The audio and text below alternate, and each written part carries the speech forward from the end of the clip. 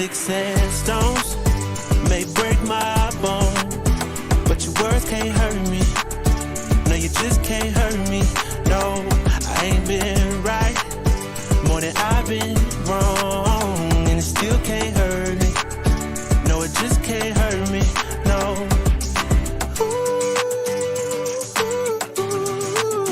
No, you just can't hurt me. No, you just can't hurt me. No, no, no. I know it's hard to be polite, and it's easy being petty. My mama used to tell me, gotta use you when he ready. Man, it's crazy how my brother said it could have been my cell. It's either prison or a grave, that's what everybody tell me. Man, life ain't a beach, it's a female dog. I'm staying 10 toes down, though I still might fall. Oh yeah, now I done came through, knocking pictures off you all. Cause loving people who persecute you, it's still a tough be a light up on my path and a lamp under my feet. I know my faith strong, but my flesh still kinda weak. When that victory be looking like the verge of defeat, and I feel that disrespect, help me turn my other cheek and say, sticks and stones may break my bone, but your words can't hurt me. No, you just can't hurt me. No, I ain't been right more than I've been wrong, and it still can't hurt me. No, it just can't hurt me. No.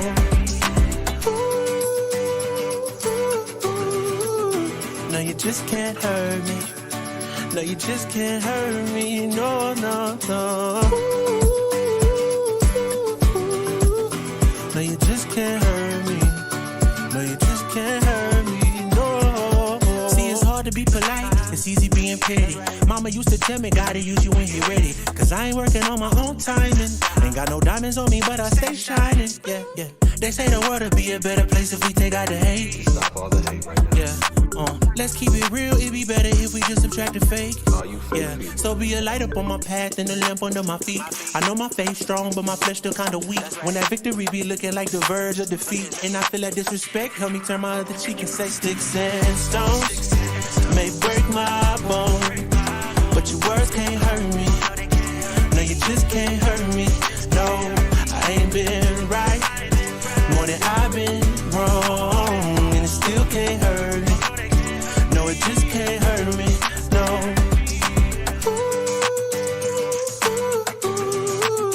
No, you just can't hurt me. No, you just can't hurt me. No, no, no.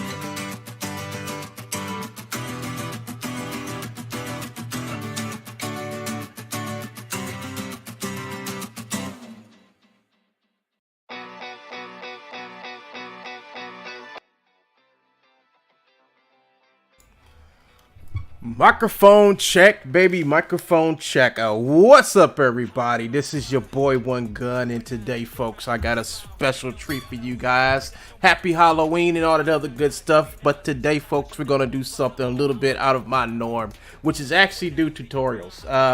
And one of the things that I want to do is actually give you guys a breakdown of motion capture, mocap, how to use it, and a very reliable pipeline. But a lot of you guys only know mocap by name, but not what it actually is.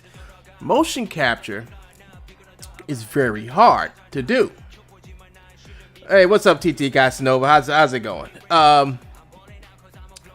So motion capture is extremely hard to do, you know.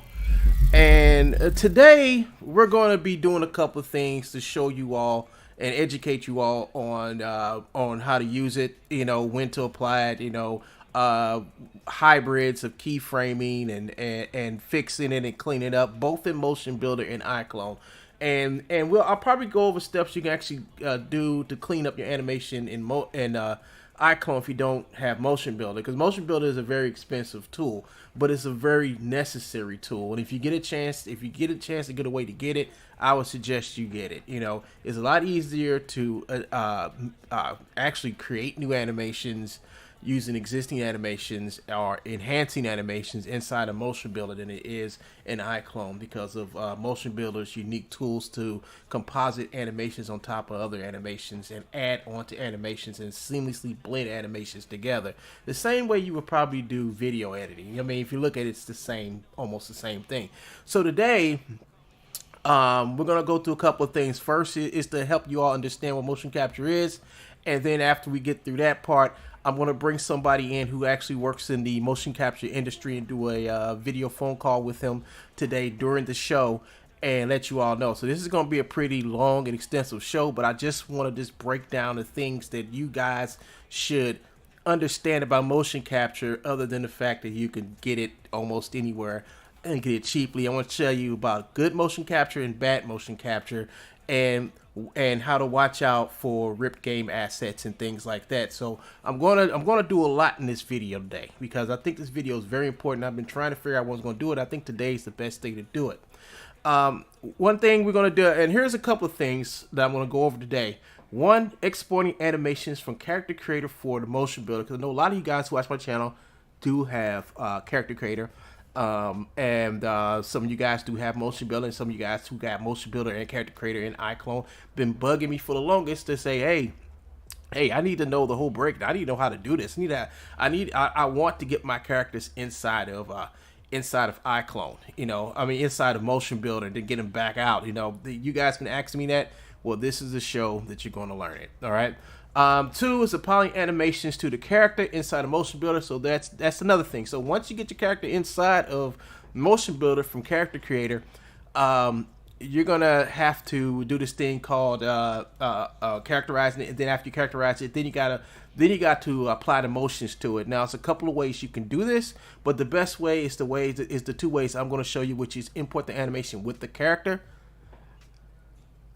and how to export the animation with the character.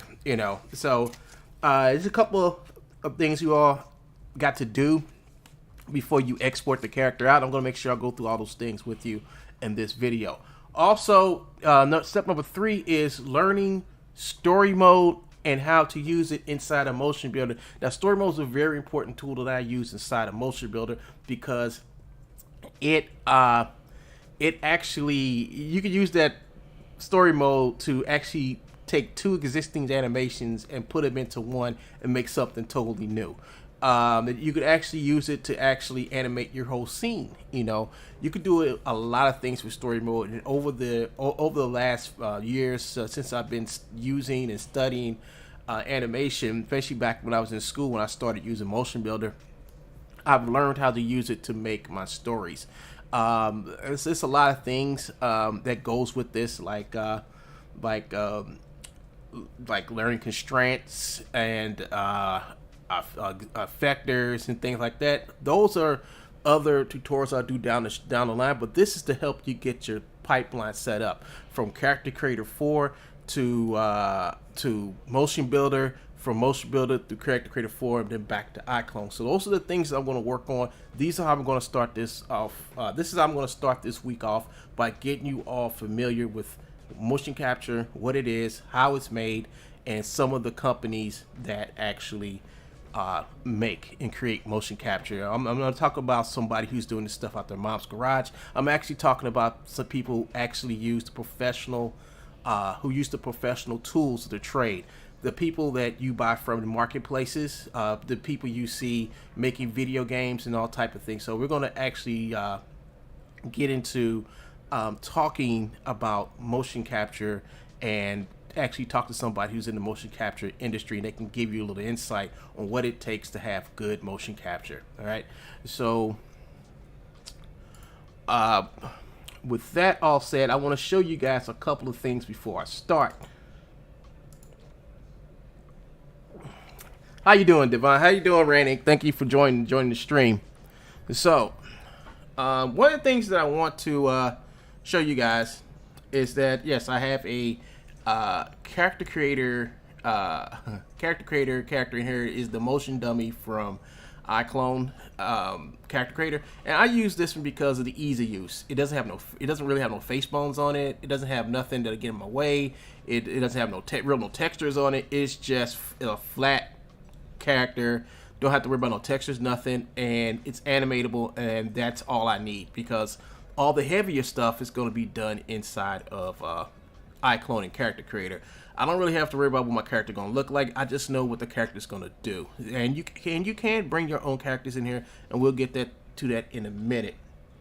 But first, let's talk about the motion capture process. Okay, so Motion capture is the process of recording the movement of objects or people. It is used in military, entertainment, sports, medical applications, and for the validation of computer visions and robots.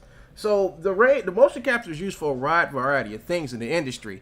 It's not something that's done with somebody sitting in their mom's garage using free mocap or game assets. That stuff has to come from somewhere, especially game assets, where I see on YouTube a lot where people are like ripping game assets or using ripped game assets in animations. Those animations had to come somewhere, and all that stuff had to come from someone who's actually in a motion capture studio making the content and making it for the animation, the film, movies, medical research, or whatever. That stuff has to come from an artist or an engineer sitting in a motion capture studio with people either wearing mocap suits or have the all black suits with the balls on it.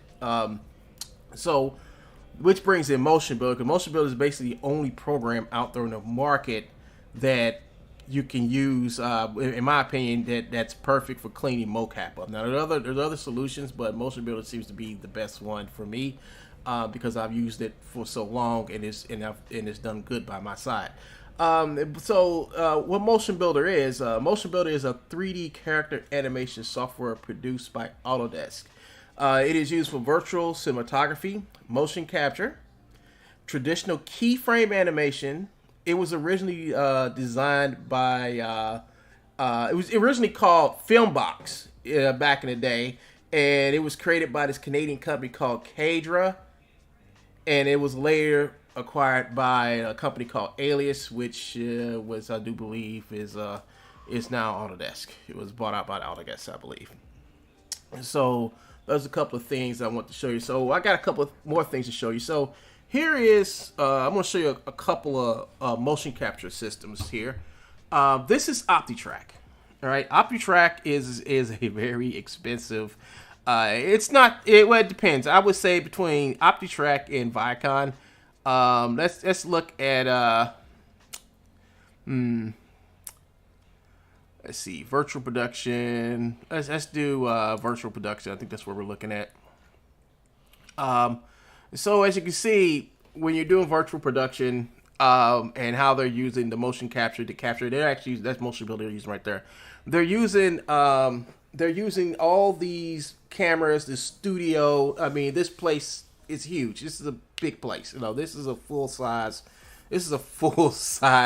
studio. And they have this huge set there, and within the set, they're using these cameras to record and capture, I believe, the background.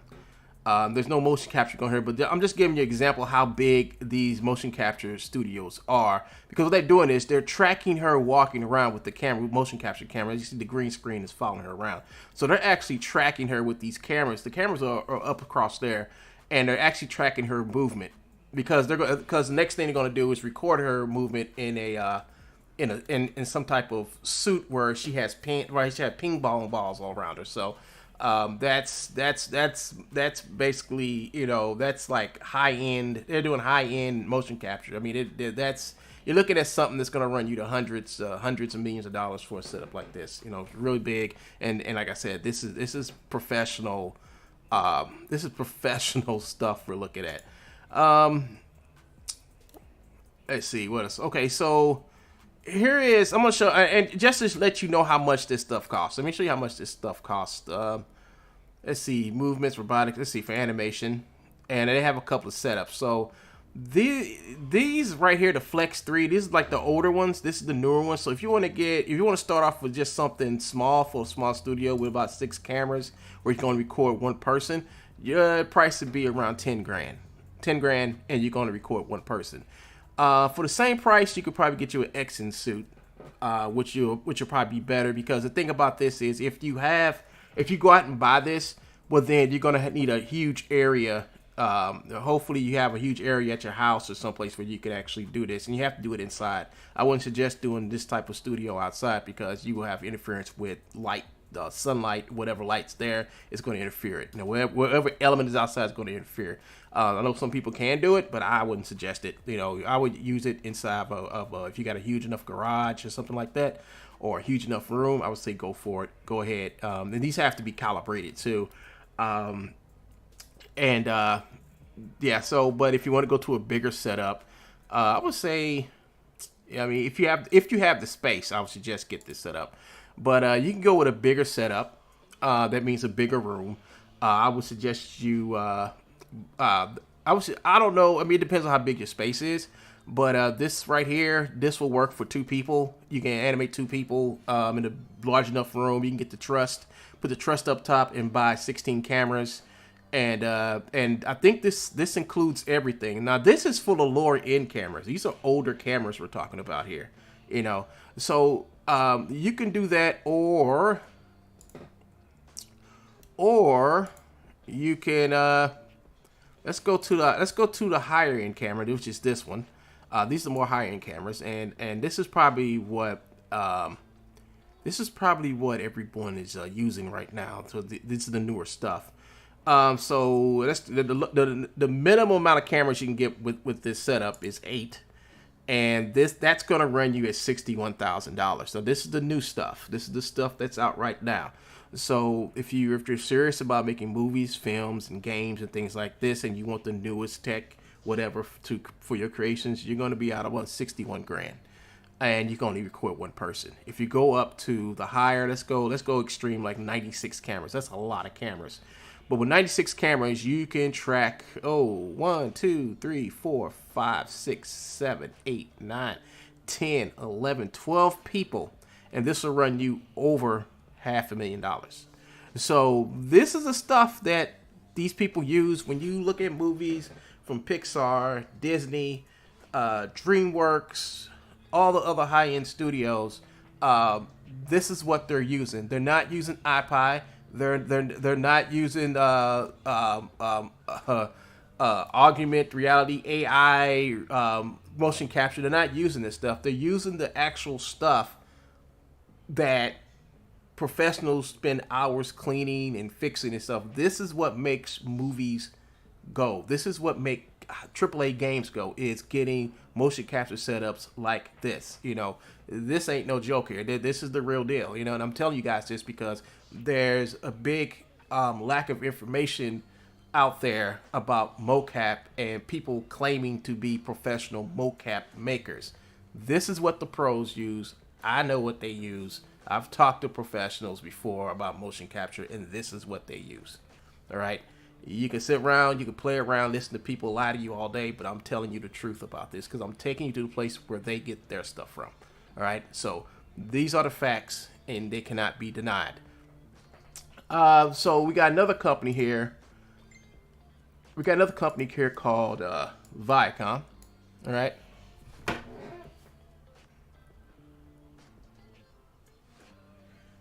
We got another company here called Viacom, and these guys make cameras. I mean, they're the same as OptiTrack, but these guys are way more expensive. They're more. I mean, man, these guys are very. This is what I do believe everybody uses. OptiTrack is used, but I think this is what everybody uses because I think they may have been around longer than OptiTrack. You know, OptiTrack has its good things, and Viacom has their bad things or whatever. But I can't really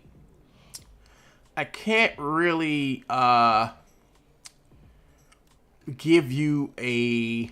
I can't really give you a price because their stuff is so pricey that if you're planning on coming here, you will have to contact them and let them know what you want, and they will give you somebody who specializes in your needs, and they will have them talk to you. And it's like you're buying an airplane, you know, a very expensive airplane, and you're basically doing the same thing here. You're buying a very expensive tool to do your work with, you know.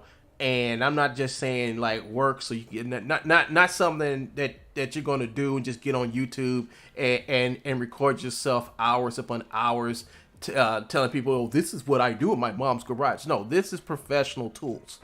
This is what the movie people might use. This is what billion-dollar budget movie people use. I mean, this is the real stuff. This is the real deal, and you can contact these people to and buy a motion capture setup for them. Now, if you got the millions of dollars, you can go ahead and get it. I heard the cheapest setup they have starts at $100,000. And that was a few years ago. So I guarantee you it's more than that now. But like I said, they have the higher end tech. Their tech is I think their systems are a little bit more superior than OptiTrack. As far as the budget goes, OptiTrack is maybe a little bit more affordable than Viacom. But as you saw, even OptiTrack's newest stuff, runs, just to get the full shebang of what OptiTrack has, you're going to have to spend about over $500,000. So for somebody to say that they're making motions with IpySoft and they claim to be $1 million studio and they're doing it all at their mom's garage, it's a farce. It's a fantasy. All right. And this is where I'm telling you all, what it takes to do motion capture. All right. That's why I'm doing all this stuff, so you guys have a better understanding as I go on. And I want to bring somebody in a little bit to talk to you guys about motion capture in the industry in a second. But once again, like I said, you have Viacom. Now, there are other people who make motion capture devices and all type of cool stuff, and I'll talk about them in another stream. I'm just talking about the big ones that I know about and the big ones I know that movie studios and anime studios are using. Okay, so now we got the main ones out the way, right? And then there is a couple of sideliners here. Now, you have Perception Neuron, who I own a suit, and the suit has served me well for the many years that I've had it. They've now gone further with the newest, with this suit right here, and this suit has come a long way from what I had,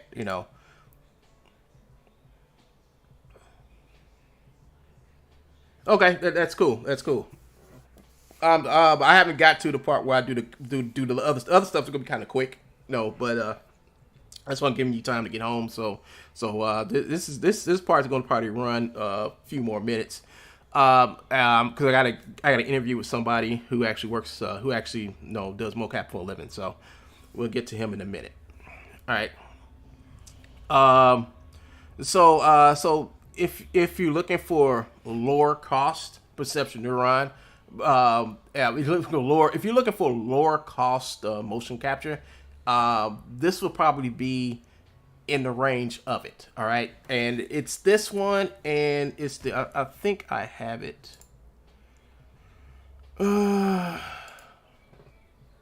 That's not it. I thought I had the other one up here.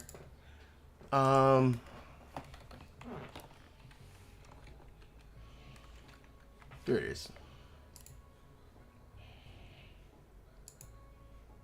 Okay, I got the other one now.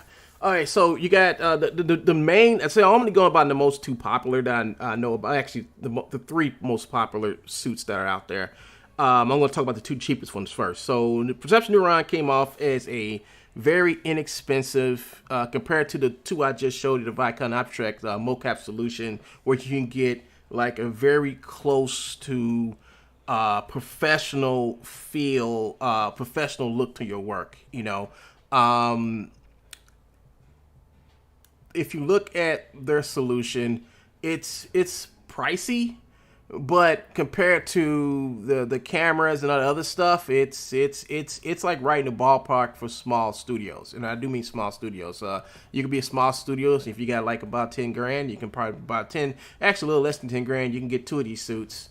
And you can have your actors come in, get in the suits, do your scenes or whatever, I would prefer to, if I had the money, I would buy two of these suits and use both of these suits. And I would use both. I would have two suits, for my studio, because it would be I won't have to rent out a space to put up my cameras and stuff if I had the two bigger systems. If you got a small studio and you don't have the space, this is your best solution here. Either this solution or the Rococo suit.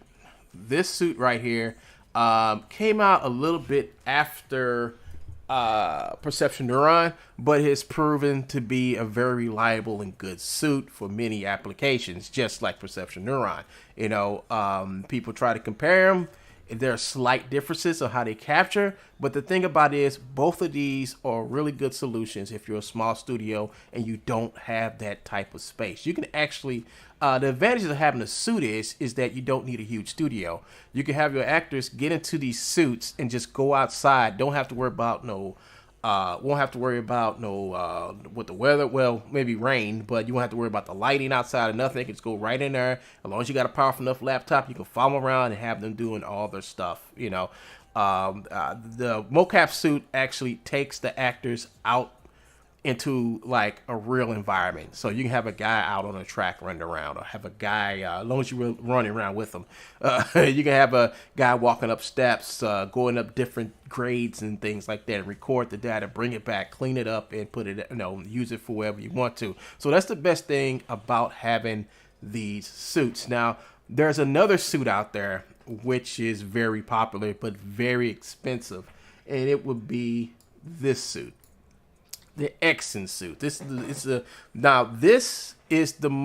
suit is extremely superior to. I mean, I would say this suit is better than the Perception Neuron and Rococo. The Perception Neuron and Rococo to me are just fighting for who's going to get the second place.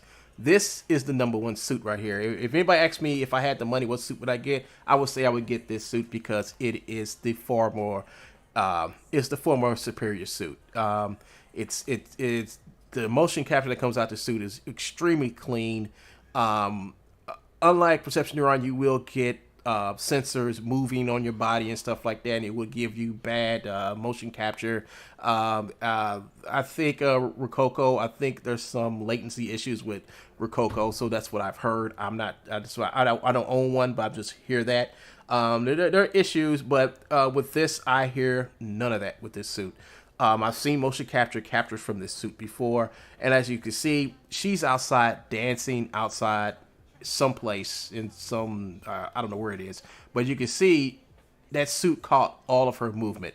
It's catching all of her movement. So this is a wonderful suit. But if somebody said if I had the money, would I buy it? Yes, I would. That's all to it. Yes, I would buy this suit. It's just a great piece of tech. I mean, that's the best piece of tech, great tech out there. So let's go and look at not look at this, but let's look at two more. Let's look at a couple of more.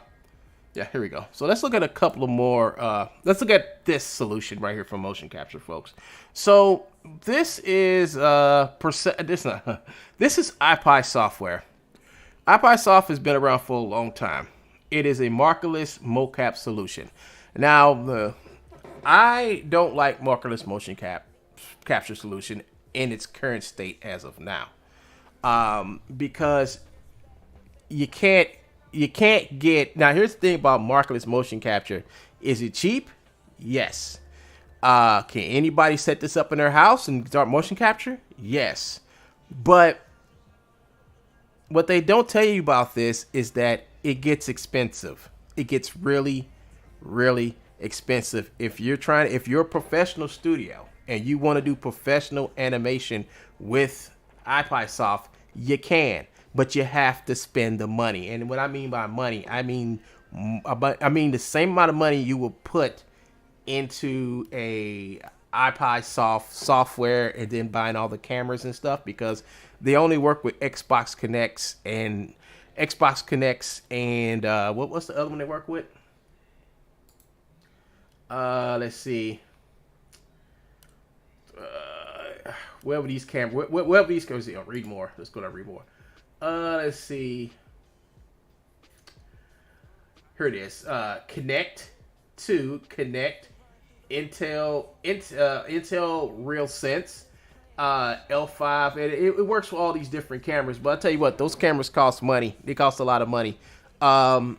Especially this one. This is the camera right here. That if I was a professional studio, that's the camera I would use. I would be using that Azure Connect, and I wouldn't just be using one of those. I'll be using at least about 4 of them,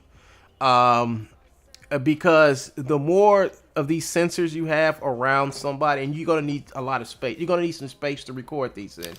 the more space you're going to is the more space you're going to need. I do believe you can go here and you can buy a Azure Connect developer kit, which is the camera and the software, for $634. Here's the Intel RealSense, and that's $330. So I'm giving you an idea how much this shit's gonna cost you. And I'm just being for real. If you want to be a professional studio doing professional work, and then after you get this, you're not even halfway there. You know, because you got to buy quite a few cameras to actually get this camera to do what the software says it can do. Because if you get one camera, it's only going to record you from one direction. You're going to need like at least 4 to get the full capture of the body. So you're going to have to spend out your pocket somewhere between $634 and $330 per camera. Now you can get cheaper cameras, but cheaper cameras won't be as good as these two cameras, because these two cameras are the top of the line cameras right here for the IpySoft. You can use whatever you want to. I'm just saying. I'm just saying. So when you look at the program, right? When you look at the program, you go to the store, right? So you're looking at perpetual license, right? No, this is perpetual license. That means you own it. You're looking at $2,000 for that, right? And it's suggested that you should also get the Biomech add-on. That's another $1,000 right there. And you may need the automation add-on. Now, if you're a professional studio, you're making professional mocap, and you're selling this stuff, this is what you're going to need. You're going to need all these programs. You're going to need all these. You're not going to buy this. You're not going to buy this. You're not going to do this. You're not going to do this. You're going to do this. You know, you're going to buy all 3 of those. So if you add all this up, you're looking at about $4,000. That's a Perception Neuron suit. Right? If you're a small studio, you're gonna buy a bunch of cameras. Right? You're gonna buy a bunch of cameras. Now the cameras, to get the best quality out of this, you're gonna most likely get an Azure Connect. You know, you're not gonna play around and get something any less than an Azure Connect. So you're gonna have to spend the money. So you're looking at 600. So you're gonna need at least about 4 of these cameras. Some people say you can get away with 2. Well, I would rather use 4 because I want to make sure that I get a good capture out of what I'm doing. So you're gonna have to buy 4 of those. So this is I mean, for the price of getting all this and the cameras, you can have 2 Perception Neuron suits, or 2 or you could have 2 Rococo suits. You know, and you'll have damn near close to money to buy a basic Xen Suit. Xen Suits run like what, 10, 20 grand. So I think they got 2 versions, one for 10, another one for 20. So you got to think about it. Is it worth getting some old, obsolete program, right? Markerless motion capture. This is all markerless motion capture, folks. This is all markerless motion capture. And then you have to spend the money to sit back. No, I'm not spend time, but take the time to clean it, because I've seen motion capture come from IPI. It's the most dirtiest animation that you can get, and you're going to spend hours cleaning it up.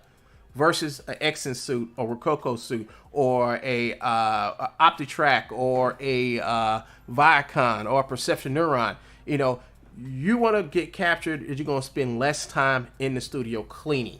All right, so that's my story to you guys about IPI. IPI is only something good if you're just in your mom's garage. Because I mean, I've seen people make some stuff with it. I've seen people do good stuff with it. I've seen people do some really good stuff with it. That's because they put the time into it. You know, if you put your time into it, you can get this system, you can use it, you can work it, and create some magic with it. But if you're serious, I mean, I don't see myself being serious about getting a markerless motion capture product as of yet. Now, I know the technology is getting good, and maybe in a couple more years it'll get better, but right now we have technology out right now that's way better and far superior than this right here. So you can waste your money and buy this or play around or do whatever and pretend that you're making motion capture, but this ain't the solution for a small studio. It's not, in my opinion.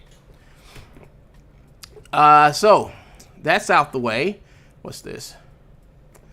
So let's talk about a couple of studios that actually use the systems I talked about, the Viacons, the Xen Suits, and what's the other one? And OptiTrack. All right, so I don't know what they're using, but you might see a Viacom logo or OptiTrack logo. But a lot of these guys are using the traditional pinballs on black leotard suit, so they could be using a Viacom or OptiTrack or some other product I don't know about. So this is a company called Bones.studio, not you know who, but this is from a motion capture company, and they do motion capture for movies, films, game animations, cutscenes, and cinematics. This is a real studio that make animation using actual actors, cameras, computers, and you can see there's no kitchenettes, there's no couches or sofas in there because this is a huge, large studio where they do their work. Here's a video from Disney of them working on Wreck-It Ralph as they talk about doing motion capture. As you can see, once again, this is Disney. As you can see, you don't see a kitchenette. You don't see no garage environment. You see these I think this that might be no, that's a Viacom camera or OptiTrack. It may be, I don't know. It could be. It's like an OptiTrack camera. That's what I was looking at. So, OptiTrack. But as you can see, there are people, staff, and people working to get these motion capture right for Wreck-It Ralph. You know, this lady is talking about going through the motion capture that they did for Wreck-It Ralph, and it's a cool little story she talks about. So this is her story of how they did this. But come with champagne, living behind the scenes at Disney Animation Studios and try some of the motion capture equipment used in the movie. So she goes and she talks about all the equipment used to make the Wreck-It Ralph movie. You know, so that's a cool video to watch. I'll have it listed later. Here is a content creator. Now this is a guy who makes his name is Kubolt, and he makes animations for video games. You know, he's in the marketplace at Unity and Unreal, and I've bought lots of his stuff. I use lots of his stuff in my animations and videos too. And this guy uses setup, as you can see. He uses a complete animation setup. As you can see, this is a huge, I don't know where this is, a warehouse or something. And he has all of his cameras laid out. The reason why this is, like I said, this is how you make motion capture. This is how you get from the studio to a game or a movie, whatever. You have to put your time in. You have to build the infrastructure. You have to do all this stuff. You know, it's not easy. It's not easy making this stuff, and a lot of money and investment. I already showed you how much money it costs to get these systems up. It's a lot, you know. And these guys sit here and they make these animations, they make these movies, and they and my job is to let you know how hard this stuff is. This stuff ain't easy, you know. You know, for somebody to sit back in their mom's garage all day and claim that this stuff is easy and they can do this with an Xbox Connect and a pirated version of IpySoft is a lie. You know, the truth is, if you're gonna make money at this, you know, don't fake it. Don't go all the way. You know, so he made this game called Deadly Quartet or something like that, and he's showing how he made all the animations using motion capture and cameras. As you can see, just like the other studios, it's a guy in a leotard suit with pinballs on him, and you'll see that coming out of all the studios. All the studios are using this, right? All the studios who are making animations or whatever, majority of them you're gonna see when they take you to their studios, you're gonna see a guy dressed up in some type of leotard. They're gonna have these little pinballs attached to them, or light sensors is what they call them, and they're gonna be standing around a bunch of cameras and recording animation. But this is just the first part of it, because after you record this, it has to be sent over to this program like Motionbuilder and clint up and recorded and clint up. Now they do have software that records it, but it doesn't clean it, so you have to send it over to Motionbuilder. Here he is again. Once again, he's got it set up. and he's standing and he's recording his animation. Now, like he's not sitting looking at a screen at pre-recorded videos, trying to pretend he's making stuff that he's not going to put out. I can guarantee you that this game is out, and it is selling right now on Steam. He made this game himself. All right, he made this game himself. So I'm just letting you know, this is what you got to do if you're a small studio. You know, this is the work you put in. This stuff doesn't happen. You don't go to YouTube and download ripped animations and do this. No, this is how it happens, and this is the result of what happens.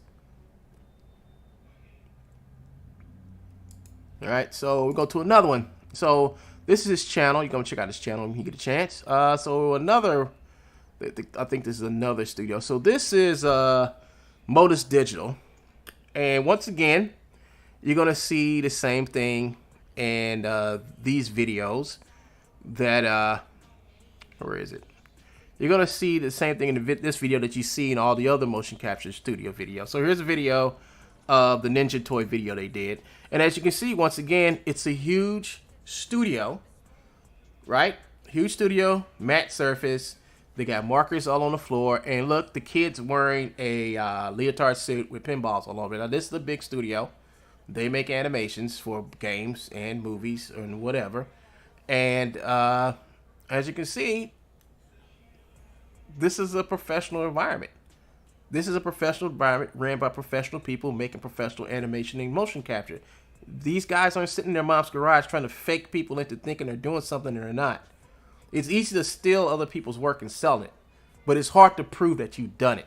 These guys prove and have proven, always proven, that they can do the work and will do the work. So you guys need to understand the difference between a faker and people who actually do the work. Because you can go to somebody's channel and look at their work right now and see if it's true or not by seeing if they have something like this on their channel, and they don't.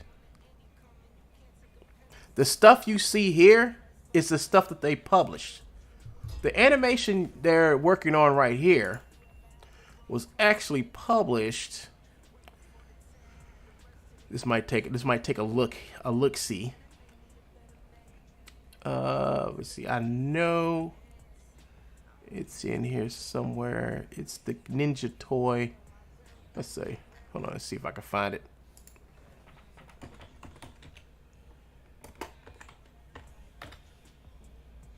Here it is.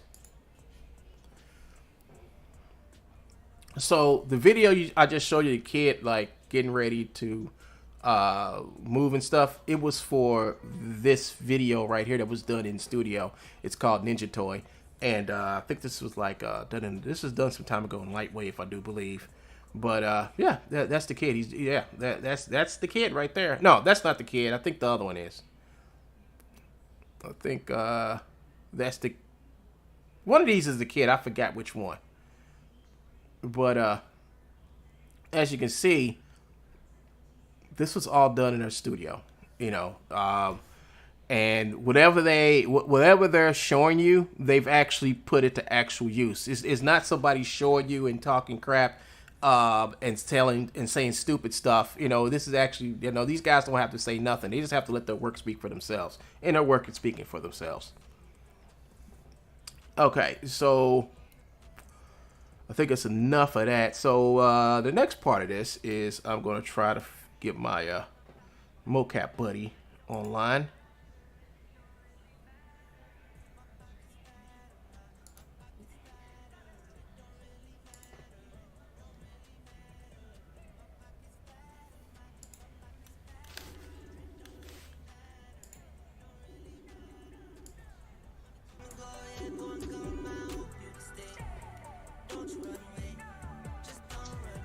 Hey, how's it going? How's it going, man?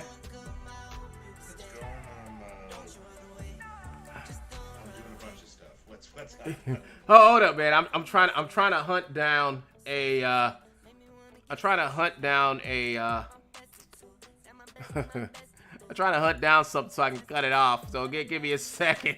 I should have cut it off before I started. Let's see. It's not here. It's one of these suckers. It's one of these. I'm trying to cancel out the music so people can hear you talk. Oh, I should have put on a tux. Yeah, you should have put on a tux. Hey everybody, this is Crispin Broadhurst of Modus. Is it Mocap Online? Should I say Modus? Which one? It's both. Okay, it's both. Modus, Mocap Online, and Modus Digital.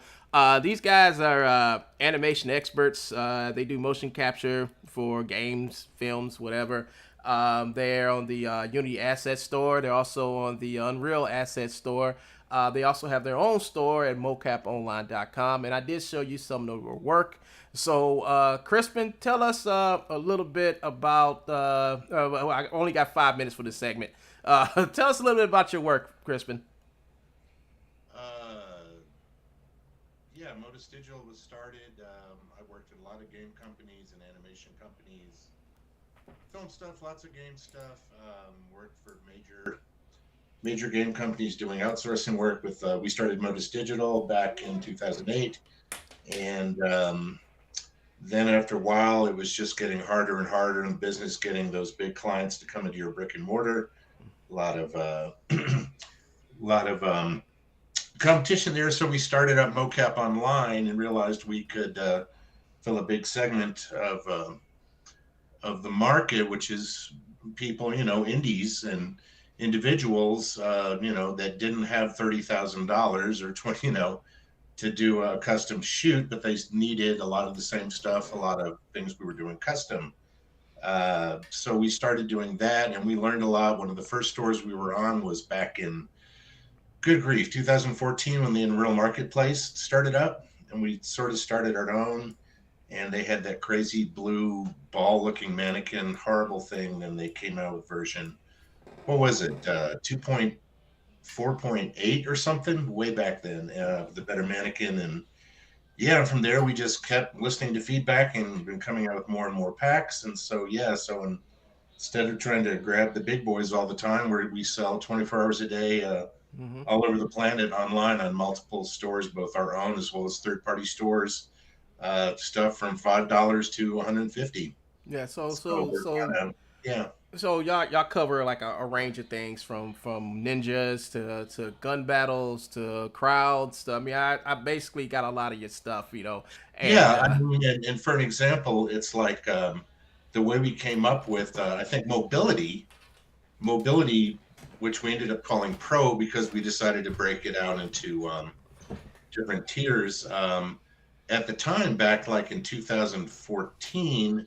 2013, we did the first shoot for mobility, and we've altered a lot of the animations, and we sold an entire pack of about I guess it was about 300 animations, but it wasn't edited, right? It wasn't edited to where everything was perfect and pose matched, and everything was just the raw data of the actor moving around, walking or running, and stopping, starting, turning, all this kind of stuff. And we were selling the pack to local animation studios in the Dallas-Fort Worth area for $500. And it sold like hotcakes because to get the raw data, not edited, just raw data of somebody running around doing that much stuff, that's like a $10,000 session.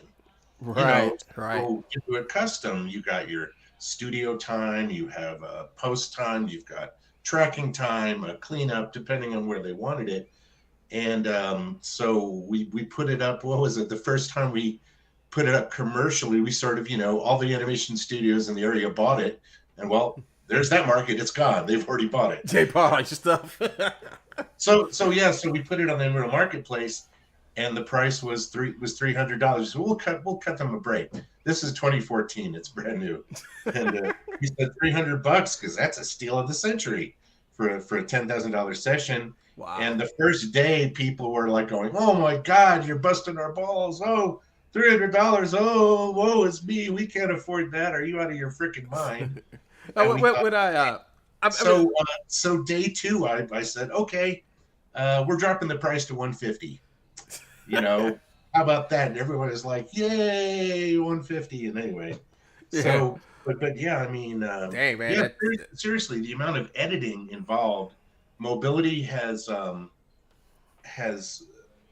from just listening to feedback and all the different forums and putting in Unreal, everybody wanted ready to go, edited, which is stuff we do for clients all the time, completely edited, ready to go, drop it into the game or whatever. And it's just all these pieces, they all fit one another, they perfectly match, they're ready to go. You've got game ready assets to just drop in to a template. And that takes a lot of editing work, many, many, many hundreds of man hours. And so basically Mobility Pro, if everybody doesn't realize this, Mobility Pro as a one-off, say if like, Sony, you remember, came to us, Modus, and said, we need 300 animations. Here's the huge list. They all need to be game ready. We're gonna direct you on what we think is the right pose and all this kind of stuff. Honestly, that's about a $30,000 pack. Yeah. So like Mobility Pro for custom, for a game studio that has cash, as a one-off, a custom, you own it. It's the only version of it in the world. That's a $30,000 product. So that's why when people complain that your Rifle Pro, which takes God with all the weapons and everything else, it's like, that's a $150 product, and they moan that it's overpriced. No, it's not. It's not because it's. I mean, take it, man. I've clipped up motion capture, and I know how many hours go into doing it. And sometimes motion capture has a way of making you just break your computer screen sometimes. So tell me your opinion on. I'm gonna get this out the way. Give me your opinion on some of these other mocap solutions, and I'm gonna say the name, and you're just gonna tell me what you feel about it. All right? How's that? Okay. Let me. Okay, go ahead. I know you. All right. All right. OptiTrack. Great. Awesome. Excellent. Excellent hardware. Their hardware, from everybody I've talked to, I remember when their product was just little tiny ones that would hook up with Cat5 cables, and you could get a 8-camera system of these teeny weeny little things, put it in your apartment for $5,000, and I thought that was spectacular. Since then, they've grown their hardware. From everybody I've talked to, I haven't played with their big stuff recently, but says that the hardware is easily as good as, if not better, as far as dependability. This is just feedback I've gotten than the Vicon systems. It's just that the Vicon software, and as a company, and the software itself is far more mature. So in many ways, well, I ain't asked you about Vicon. I just asked about OptiTrack, but we can talk about Vicon now. Okay, well, I thought I'd compare it. So yeah, their software isn't as sophisticated. It hasn't been around as long, as developed as the Vicon, but other than that, it's spectacular. Good pricing, great stuff. Okay, awesome. Okay, we talked about OptiTrack and Vicon. You compared the two. Good, thank you. We got those two out the way. Okay, we're going to talk about the next big expensive one, which is the Xen Suit. Xsense, Xsense is pretty much, that's the high-end version of that's the high-end, totally pro.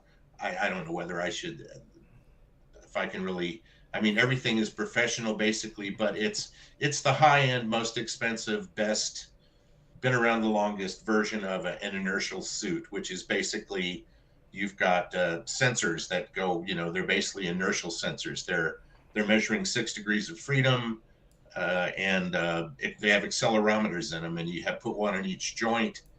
And on a suit, you typically something just to hold it tighter. You can put it on with rubber bands or whatever, and it kind of has to figure out through calibration an FK skeleton. It's basically more of an FK. I haven't looked at, so it's more of an FK solution.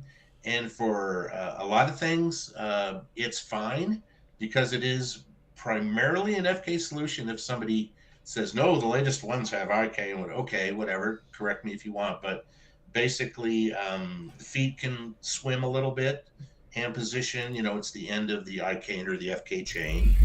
It's going to be a little bit swimmy, maybe not quite as exact, but as far as being able to capture anywhere outside a range of hundreds of feet, it's as far as suits go, it's pretty much, is my understanding that I've seen, it's the creme de la creme. All the other suits that but you're looking at for the good stuff.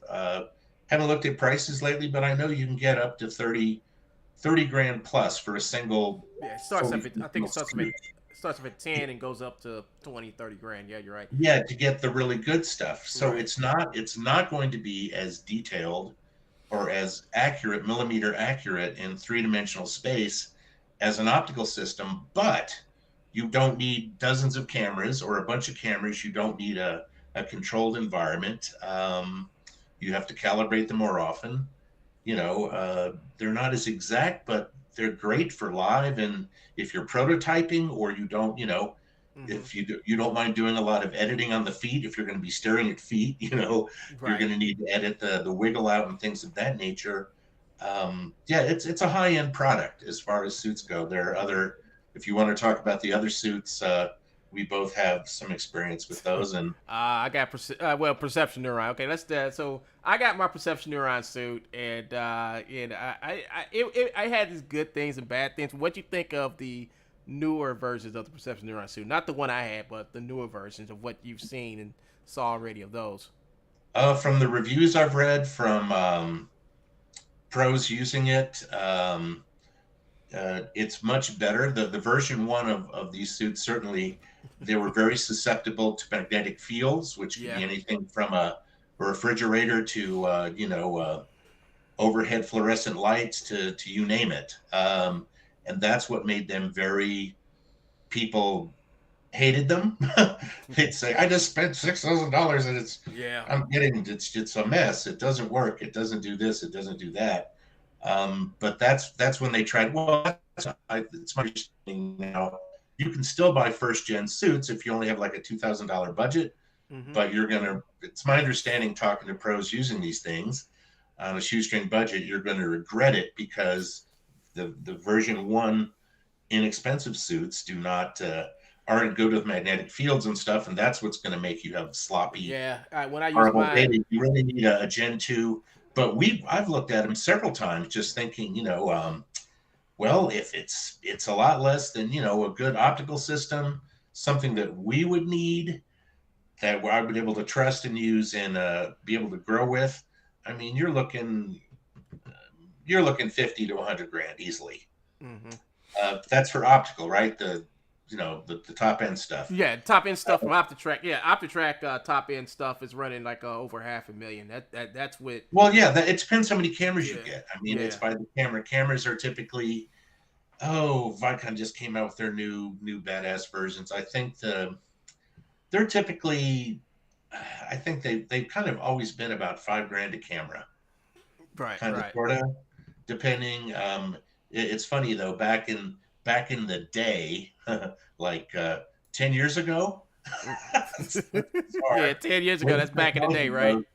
We had a last two last gen top of the line cameras, and they were only what were they? They were 24 megapixel or something, grayscale. And now I think the low end, the entry level professional series is like at 30.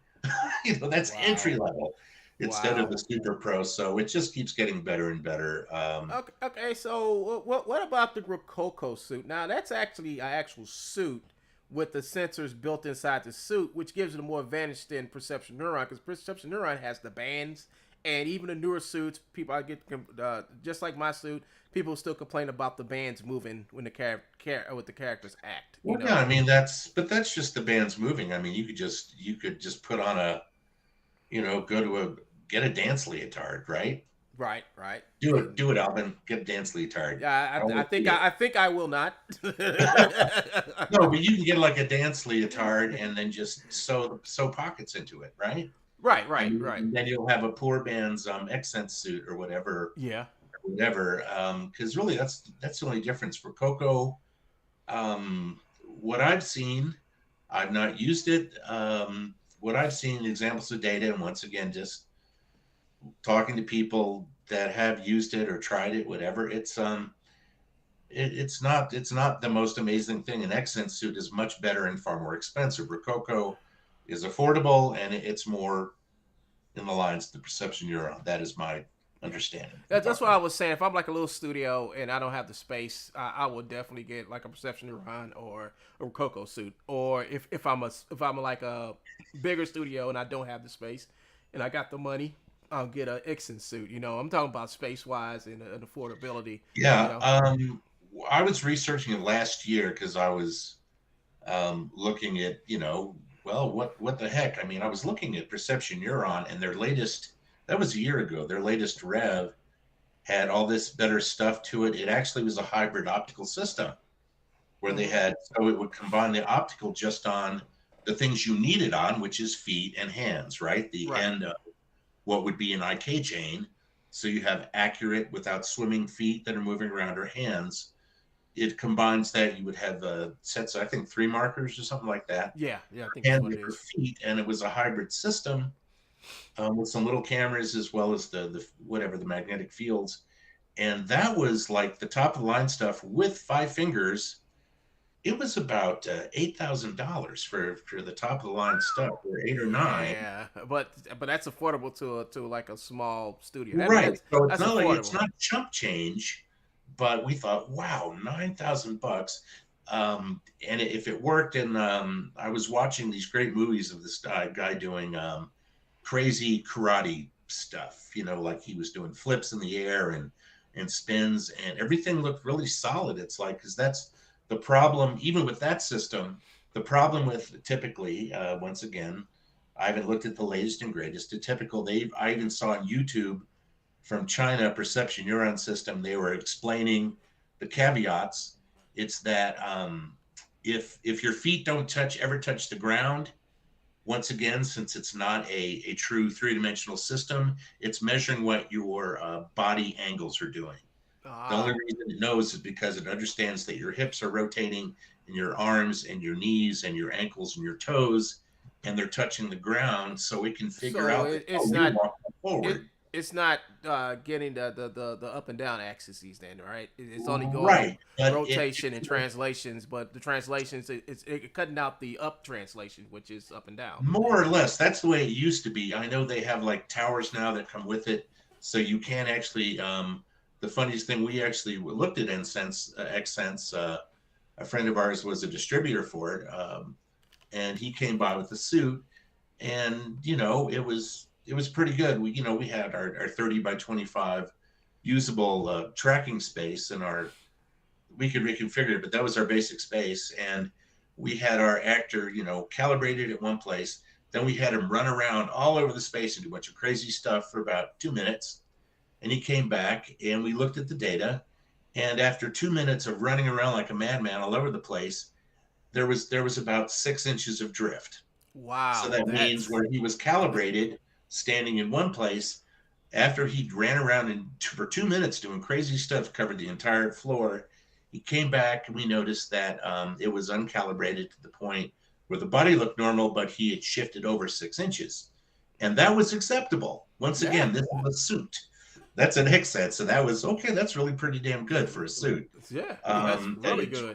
But the thing, real quick, the thing that I saw on YouTube was great because they sort of explained that. I realized that the reason the suit looks so good with this karate guy doing all these jumps and spins and runs is because he was constantly jumping but landing back on the ground, and the software knew whenever he hit the ground, and it could use that as a reference point. Which is why the foot, his translation was solid, and the feet on the ground didn't wiggle and all that kind of stuff. But they showed how you could drive a train through that if you did the ultimate horrible thing to try to screw it up. They had the person walk around. They sat down in an office chair with wheels, and all they did was take their feet off the ground and put them up right on the chair. Yeah. And then they wheeled the chair around, and it looked like the person just looked like they were having an epileptic fit in one place in the data, the real-time data, because there was no footfalls. So it's like, I don't know what I'm doing. Where am I? Am I here? Am I there? Am I standing? I think I'm standing still. Am I?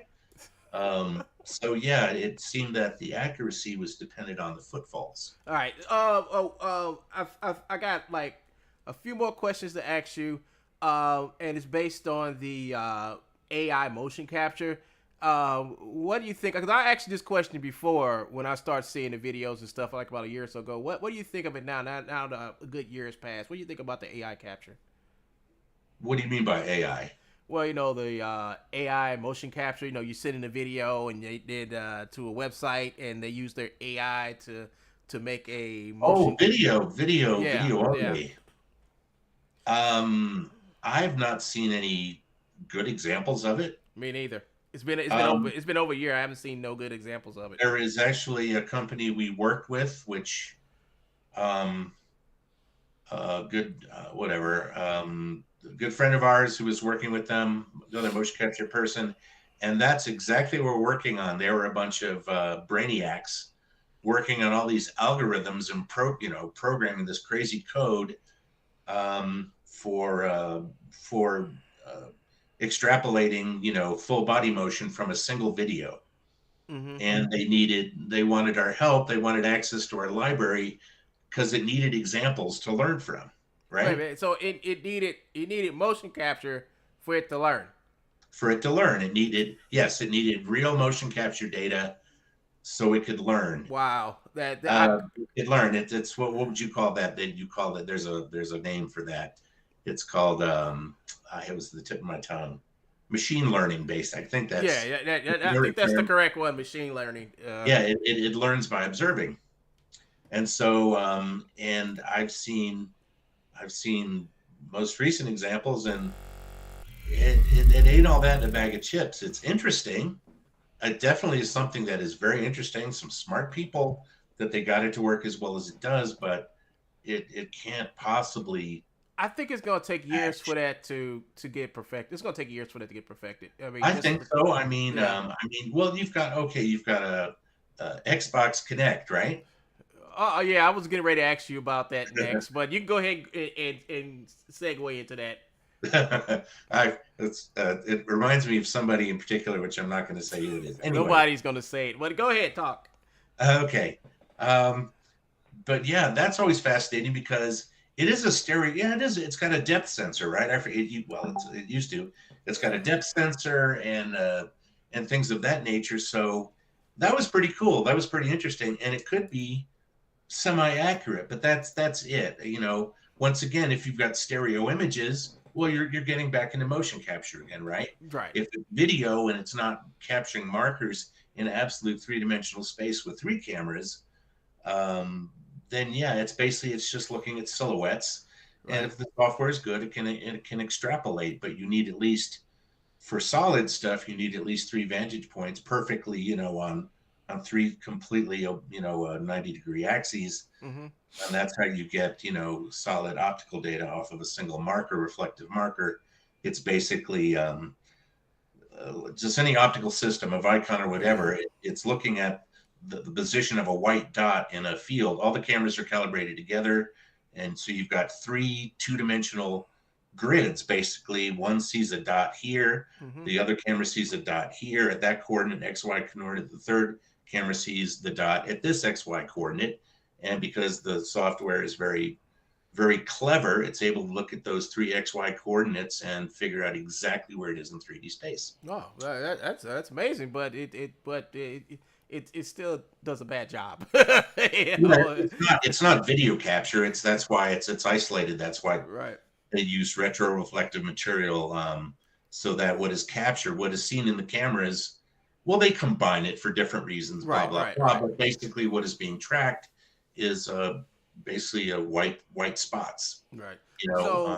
In a black background. So real quick, I just went through the whole thing with IpySoft, and I went through how much it costs, what you need to use it.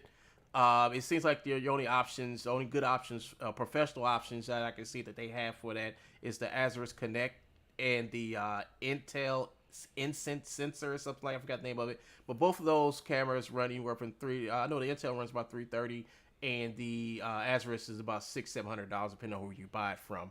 Wow. And you also you have to when you get you can only get a perpetual license for I think like $2,000.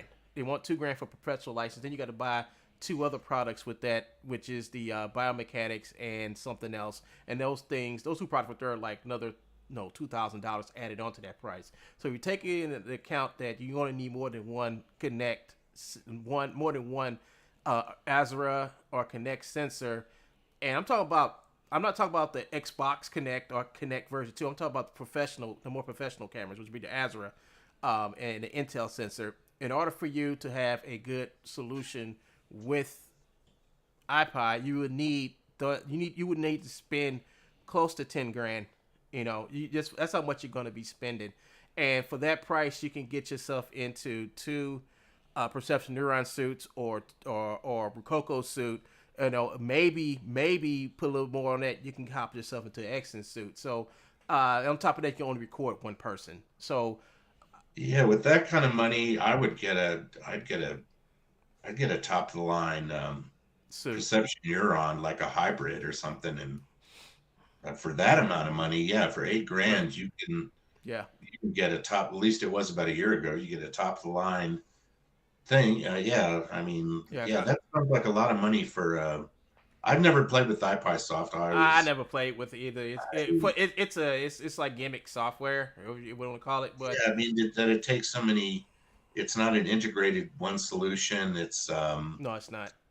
Yeah, that doesn't sound like money well spent. Yeah, and think about it is that if you can get lucky enough and find an Xbox Connect that's still working, or you I've got one. Mine works. You still got an Xbox Connect? Yeah. The first one or the second? I still got my second one. Let me see. I got a version 2. I got a version 2. I haven't bought a new game system. Let me see. The last game system I bought was a PS4. Then what was? You probably got the first one. You could possibly have the first Connect. PS4. I've got which Xbox do I have? I don't think it's a 360. It's the one after that. I've got both, I think. Okay, you probably do have it then. I have It's a first gen Connect. Yeah. Oh, okay, it's first gen. It's probably a first gen Connect. I actually have a PlayStation 4, 3, 2, and 1. I've got every PlayStation, and I have an original. First week they came out PS3, which you can play PS1 games on because it's got the built-in hardware. You just need a cartridge, thing to hold the old cartridges or whatever. Right. Things for the hold the games, and it'll play any PS game. Like the second year of the PS3, they threw you can't. No, I'm not going to do that anymore. So I don't even have to get out the PS1 anymore, except to play compatibility. I think what do I have? I have what's it for PS2? I've got a Ghost in the Shell, an original Ghost in the Shell PS1 or PS2. But like I said, if you had a customer coming to you and they said, I need for you to do $30,000 or $50,000 worth of work, you gonna break out the Connect and IPI? Depends how dumb they are. I gotta tell you though, I've told you this before. We've worked with some clients that they bought like a low-end Perception Neuron, and they had a budget. Okay, they had a budget, and they're shooting on a cheap first gen, sub $3,000, and they were giving us stuff, and they were paying. They must have paid us 6 times the amount, 6 to 10 times the amount they spent on the Mocap system, or the suit, to fix the absolutely unusable data. I have polished. I've cut my teeth. Oh, that's a terrible way to put it. I've cut my teeth polishing many incredibly horrific, not shiny turds and turning them into polished gold. But this stuff it pushed me. It was bad. Yeah, it probably drove you crazy. It's like we talked about this. Like they had to they were sitting on the ground and they had to stand up, and the thing was calibrated so out of whack that when they stood up, the feet would slide backwards about 5 feet. Then they'd come up and whip back forwards. It's like there was no 3-dimensional accuracy at all. The person was flying around 5 feet in every direction whenever they would Yeah, shift perception their weight on neuron. their feet. It I can. was Yeah, perception neuron ain't made for that stuff. Perception neuron, it's just made for you to walk around, do conversations, standing up. Don't yeah. try. I mean that's what I use mine for because it was hard for me to get like characters with different Now it conversations. seems to me there must have been a lot of pilot error there. I'm not just totally dissing Yeah, it that, was but pilot I error. was like, wow, is this really how, what the low end systems? That's the best they can do, or maybe you guys aren't quite doing things. Yeah, the thing about it is, I'll be honest with you, is that now mocap is coming cheaper. The price may be cheaper, but the experience and all that stuff to actually fix the stuff after you make it, that's not cheap, you know. And people think they can buy these mocap solutions and say, okay, put the suit on, let's make a game, and they go down a rabbit's hole, you know. It's you need to have some chops, and it helps. Once again, it's the cheaper and less capable, generally speaking, system you get, the wonkier the data is going to be. You know, sliding feet, jitter, all sorts of weird stuff. And if you want it to look professional, let's just call it professional. Mm-hmm. If you want it to end up looking really good, you're gonna have to be a diva at editing, and and manipulating it, or you're gonna have to hire somebody. Yeah, That's going to cost a lot of money to turn, like that said client did, to fix the absolute. Oh, we're going to save a bunch of money. We're only going to spend $5,000. no, you're not saving extra money because It's like, and I was working by the hour, and I was like, I could not believe it. Yeah, because it's like this, you know. There's a lot of YouTube videos out there that say, "Oh, just put in a suit, plug it in, make your video, then edit it inside of Iclone." And I was like, "Boy, I mean," and these guys get thousands of views. I was like, these people don't know these people don't understand. There's more to it. I mean, you're just saying this stuff, but behind the scenes, you're probably doing a lot more work than you're showing in your 10-minute video. Exactly. Like I would say. Once again, I haven't shopped around for a suit in about a year, but when I was looking, it's pretty much across the board, unless you're talking about one of the expensive systems, right? The 3rd gen or whatever, with combined optical, all this kind of stuff. If you look at their fancy demos, which is, an attractive woman or guy, in a tight suit, and it's filmed like it's a movie, and they're running through and they're overlaying the data, and it just looks incredible. It's just all this kind of stuff. It's so accurate. Oh my gosh.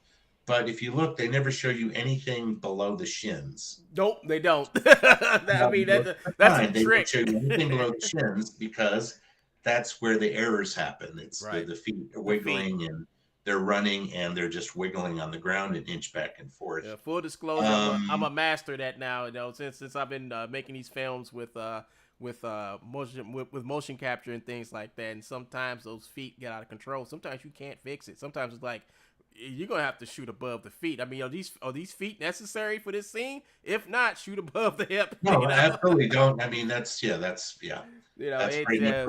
I remember when the Rococo suit first came out. And I said, okay, they're saying it's all this awesome and they got their store happening and all this kind of stuff. So I watched, this probably was about a year or so ago, whatever Rococo sort of made the scene, they started really pushing it. And there was some Rococo YouTube videos, shot on video, not film, to show you what a great suit it was. And a guy just was standing there on a black, stage with a laptop, a little table. He's in the suit. Hello, everybody. I'm going to show you how easy it is to calibrate the Rococo suit. And so they did that, and it's like a 5-minute video. But the mistake they made, I call it a mistake, is that in the image on the screen behind him, while he was calibrating and afterwards, the image, the CG image, which was real time, it showed the feet. And this was the official Rococo. Watch this video to learn how great our stuff is. I bet you it was like Ice Capades, wasn't it? His feet are swimming around, and then he finishes and like he's standing there and shifting the weight on his hips a little bit and waving bye-bye thanks everybody for watching, and you see the feet on the screen going doit, doit, doit, doit, doit. And I was going like, oh my God, it's like, the curtain has been lifted.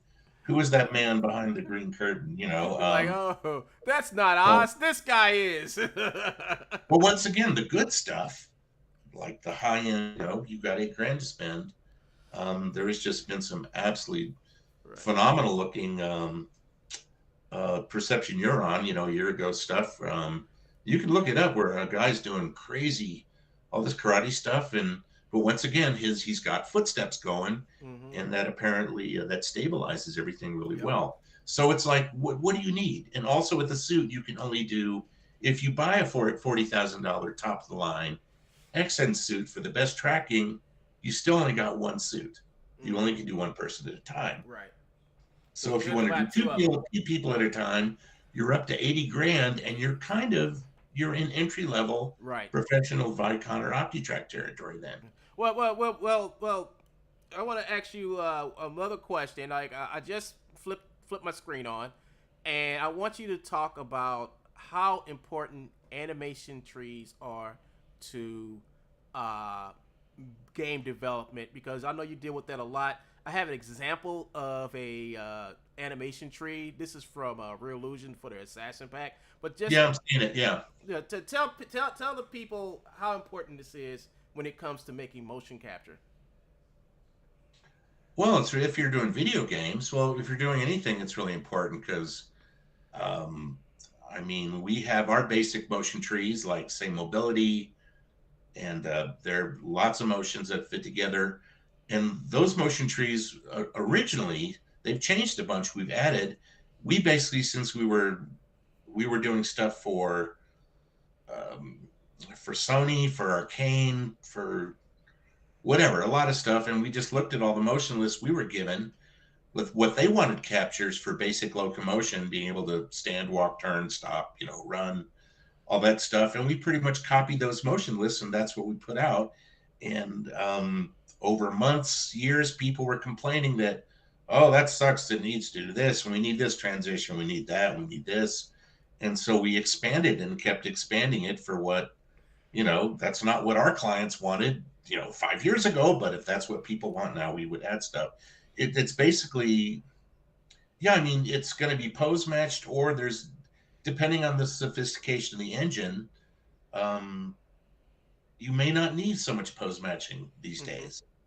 It just depends. Like, what is the dance card things? What's it called? Motion matching? Yeah, I think it's called motion matching. That's a generic name, where you just create what are called dance cards. You can look up. There's a real famous YouTube everybody looks at.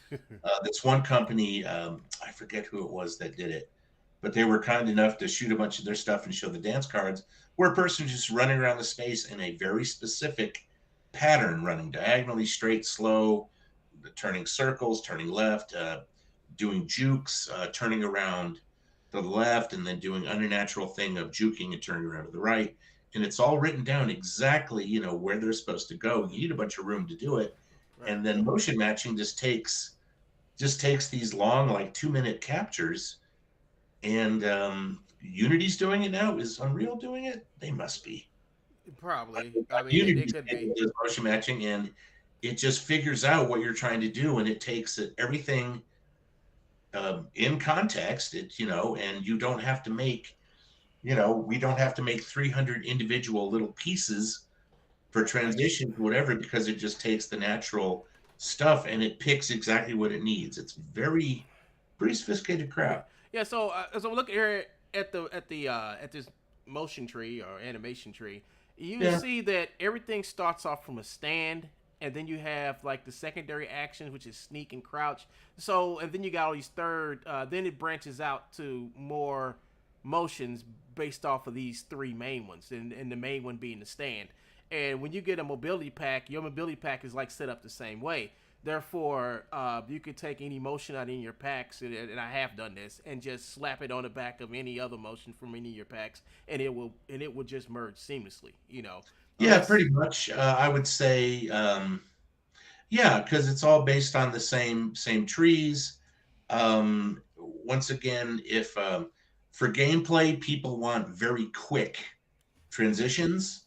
because they want it to be very responsive, right? Yeah.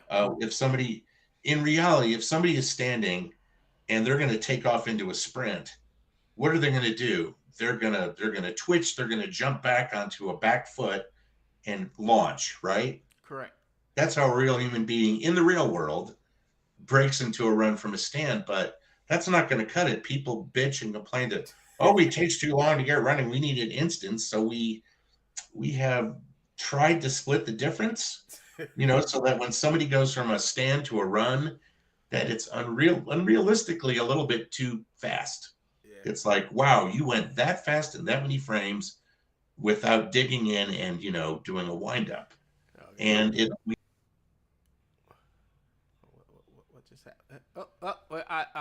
I just lost Crispin. Let me see if I can get him back. Crispin. Hello? Hello? Okay, I just lost him. I'm trying to see if he's gonna come back. I'll try to call him again.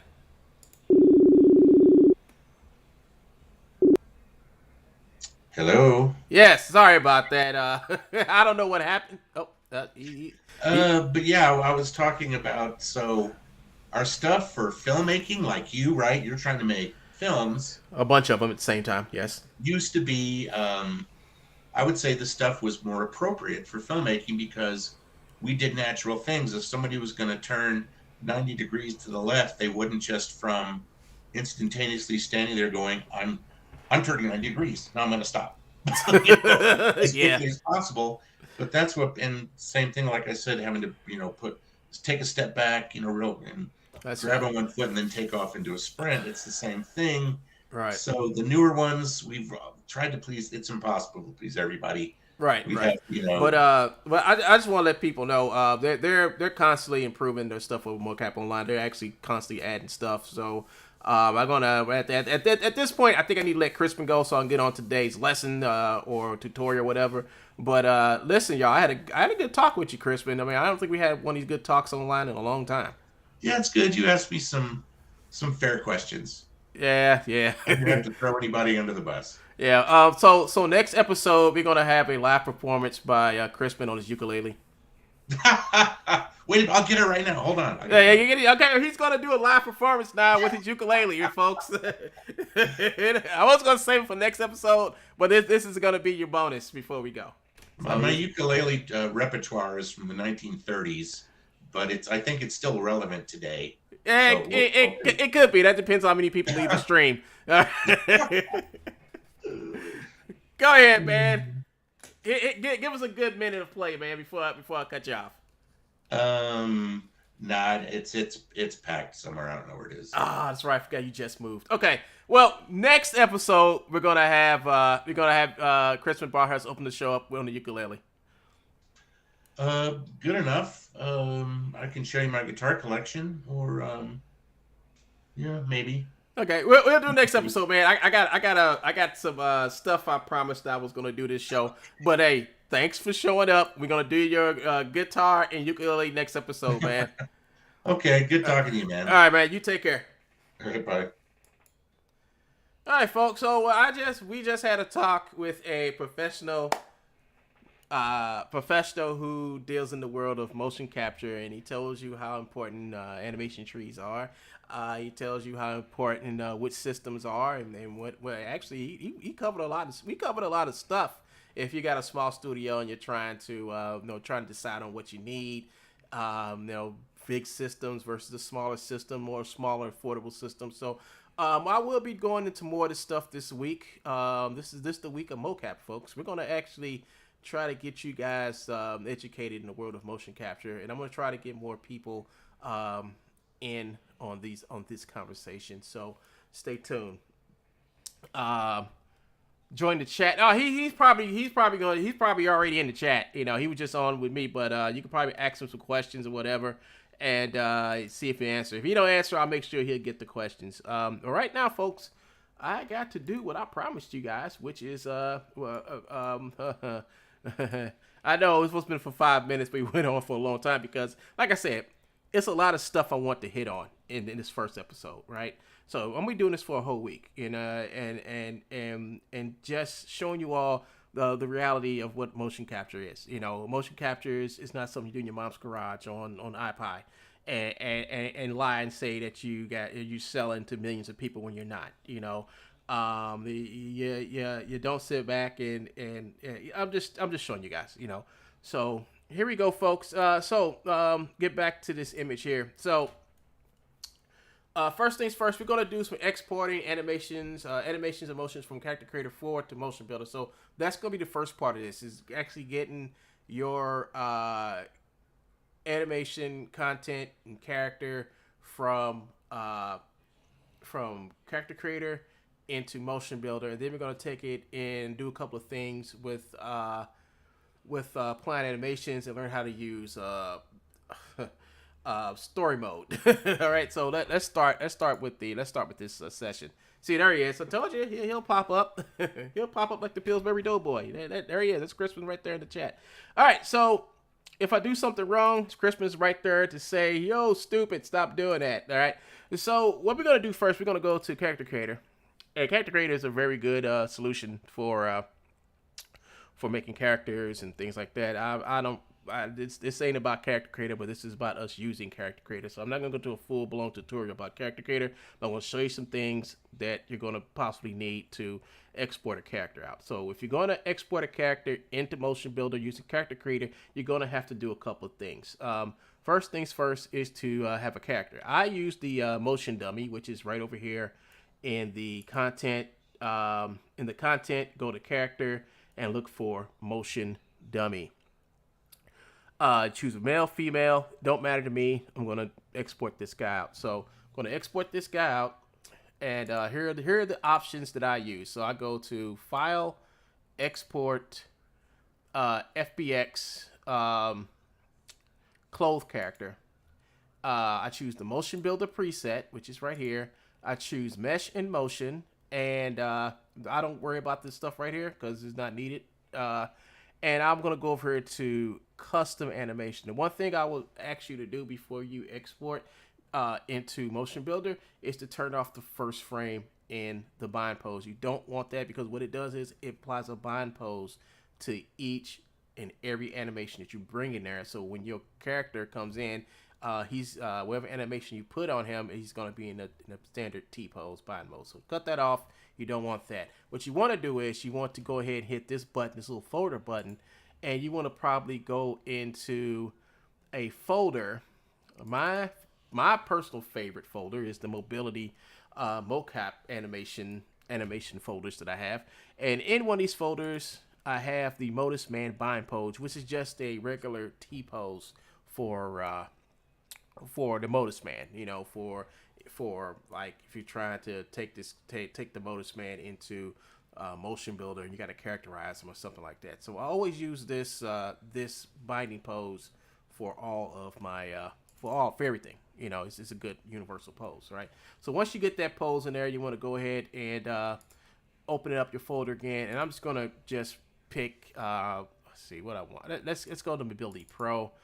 And let's just get a basic. Let's get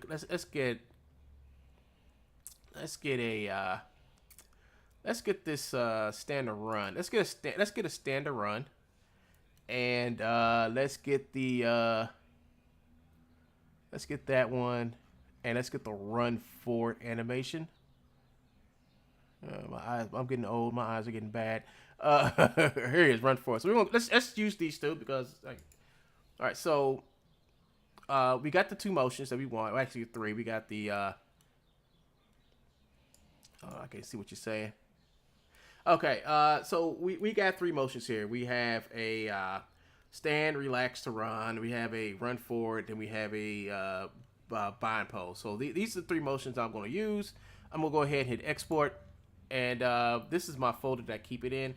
So I'm just going to go ahead and just click the button here and go 1, 2, 3, 4, 5, 6. I'm just going to make it like the first video, and I'm going to name this demo. I mean the first make this the first file, and I'm gonna make sure it's in the Frank damages. All right, so hit that, and now we're done. And now we can go back over. Now we're gonna leave it. We gotta leave it open because we're gonna bring this back into character creator. So I'm gonna go over here and just open up a new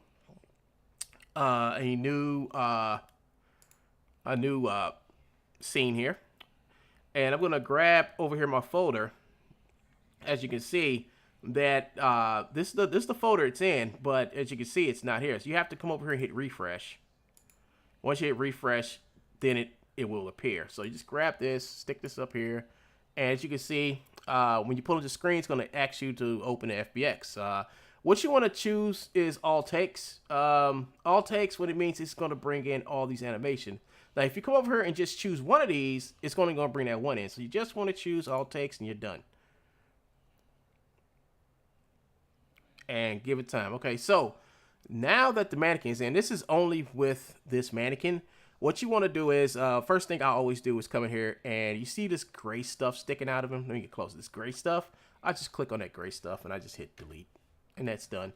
I don't know what it is. It's something attached to the rig. I don't know what it is, but you don't need it.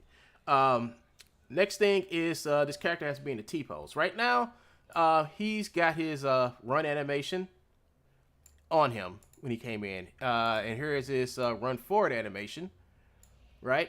So we want him in a T-pose because Motionbuilder won't characterize a character unless the arms are sticking straight out to the side like spread eagle, and the legs are straight down, and the hip is pointed in the right axis. If it's not doing that, it's not going to characterize it properly. So anything you put on the character is going to look funky, and you don't want that to happen. So what you want to do is you want to actually put the bind pose. So bind pose are called bind pose for a reason, because you're using this pose to make sure that Motionbuilder reads the character's character skeleton correctly, so it can put his joints in the right places, right? Put the Motionbuilder skeleton or whatever in the right places, and it can read the skeleton correctly, right? Therefore, any motion you put on here is going to look right. Okay, easy. So now we got to characterize this. Now, the way I characterize my characters in Motionbuilder, and this is the one thing I always keep on getting from you guys about Motionbuilder and characterization. This is the one thing it's like, man, I get it in there and I can't do this. Well, this is how you do it, and it's easy. The old way for me was is to come over here, select this, and hit the skeleton and hit define, and then just match the bones up through here. Another way I do it was to go up here to view, go into schematics, find the bone, like the waist bone here, and this will be the waist bone, and characterize it that way. The best way I've got it is to go to Iclone, go to Real Illusion, right? Go to Real Illusion. Come over here to where is it? Oh, it just passed. Come over here to Actor Core. All right, come over to Actor Core. Go over here to Motion, and over here, I do believe over here somewhere, you can. Let me see. It's in here. I don't know where it is. I know it's in here. Well, I'll tell you what. Go over to free, and all you have to do is just click on this. Click on the free motion. Hit download. Hit next. Let's see, next, and come over here to where it says Motionbuilder, and it's gonna ask you right here to download the latest template. So you download that template, right? Human IK template for Motionbuilder, and this, you download this, and what this will do is it will give you a template to use on your character creator character. So it's character creator 3, character creator 4, because they basically use a standard skeleton, game skeleton. So this is what you want to use. You know, you take that and you take it into your bin folder. Let me see if I can find mine. Go to file. Let's see, downloads. I think it's C, program files, Autodesk. So you go into Autodesk, and then you go into your Motionbuilder, and you go into the bin, and let's see. I think it's is it system or is it config? It's one of these two Pythons. It's one of these. Let me see. I know it's in here. I think it's a config scripts. I gotta wait for this to open. There it is. Here it is. And you wanna, I think you have to put this inside. It's been a while since I did that, folks. But you where is it? I just had it open. Here it is. I do believe you put it in your scripts folder here. It's basic complex tools. It's one of these. When I find out, I'll tell you. But right now, that ain't what I'm trying to. That ain't what I'm trying to tell you right now. What I'm trying to tell you is that yeah, the way to do it should be over here with the step-by-step guide, or was here in the step-by-step guide. Here it is. I think it's right here. Perform files, edit, select, dummy, avatar download from ActorCore. You just follow these instructions, and it will go there. You go there, or I do believe you just take the better. Yeah, I know a better way for you to do this stuff. I think you just take this and just slide it onto the character, and it should. I'm hitting the wrong thing again. All right. I'm reading like 1,000 things at once. All right, here we go. Here it is. So I think you just take this, and I think I could just slide it. Nope, can't do it. As soon as I find out where you got to put that, I'll tell you. I just forgot. I mean, I did all this research for this show today, and I forgot where to put it. But what you gonna probably most likely do, folks, is just come over here to the folder once you have it installed, and just click the template, which is this one right here. I have two of them. One is the actual template without the hands, and this one's the template with the hands. So this template 2 is the actual template that they send you. So just click on that, hit OK. Oh, did I? Oh, there we go. It was a delay. And your character's characterized, and once it's characterized, you just flip that, and it's hit biped, and then your character is ready to accept the control rig. Bam. And there you have it. Like I said, folks, you have to download it. You got to read instructions on how to put this into your Motionbuilder folder. It's real easy. It's real simple. I just forgot how to do it, but once you learn it, you'll know how to do it.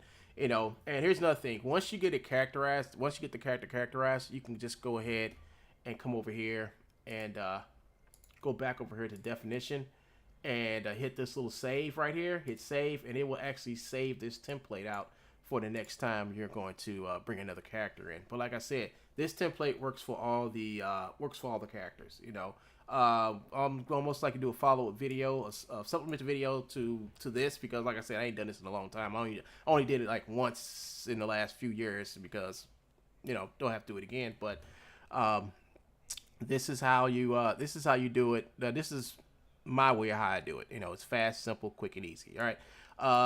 Let's get on to the next part. Let's get into the motions themselves. So how I'm going to apply the motions, well, just hit any motion here. And as you can see, once I hit the motion, the character isn't really moving. He's squiggling, but he's not moving. And the reason why is because the animation on the skeleton isn't baked onto the control rig. So the thing about the control rig, you'll know the control rig's on because of the color of the character's skeleton. So if I hit none, there you have it. There's the skeleton, and the character's going to move. But we want this character to have the control rig on him so we can manipulate. You can't manipulate or add stuff to the character's motions or anything unless you have the control rig enabled. So we're going to add the control rig on. He's in a T-pose, but once we go to none, and then come up here to bake plot to control rig, you will see now he's moving. And that's because the animation from the skeleton is now transferred over to the control rig. And please understand the difference between skeleton and control rig. Right now, we're on the skeleton. On the control rig. This is the skeleton, and this is the control rig. Control rig, skeleton. Skeleton, control rig. All right, there you go. All right, so next thing I want to do is, suppose I want to do something like, I want him to, I'm going to show you something real quick with the control rig. All right, so this is the base animation layer right here. All right, so this is the base animation. So I want to do something. I want to customize this animation, and I know I got the control rig on, so I know I can like manipulate the character's arm like this, on the control rig. But the thing about it is, he won't stay like that. He won't stay like that. And the reason why he's not going to stay like that is because we don't have this enabled. This needs to be enabled if you plan on basically, messing with this control rig. And you also have to come down here, I do believe, make sure this is unlocked too. So we're on the base layer again, and I just moved this arm, and it should have put that key on that arm. See that now it's sticking, and it's sticking because this little blue emblem is on. So let me hit Control Z, turn it off. So but as you saw, when I moved this arm, it moved back, and that's because there are keys. There's a key on each frame. And in order for this movement to be carried on to each frame, I have to do this. I have to repeat that same motion for each of the frames, right? That's what I have to do. So instead of doing that, I'll just lay on a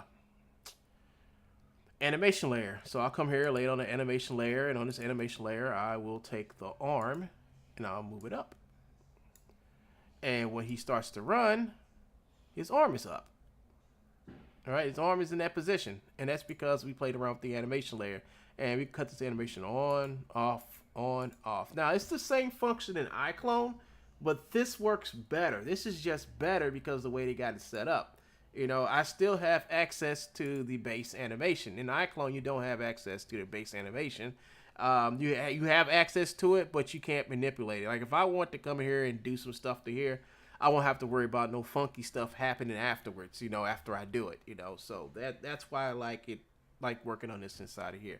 So the next thing I'm going to do is I'm going to use story mode. So I told you guys we'll use story mode, and like I said, I'm gonna do a follow-up video on this about setting up the Motionbuilder add-on, or whatever you want to call it, for the characterization rig. So I'll do that later. I just don't have the information on me right now. Like I said, I haven't done it in a long while. If I don't do something, I forget it. So here it is. I want to insert a character. So I'm going to come here in the gray area and insert character animation track. And I'm going to add my character. And if you want to rename your character, you just want to come over to Navigator. Come where it says character. Click on that. And right here, just hit rename, and you can name your character anything you want. All right, and that's good. If you got more than one character, I recommend it. But if you just one character, just leave it alone. Just stay with character. But you have multiple characters, in some cases I have used multiple characters. You want to make sure you keep those characters named.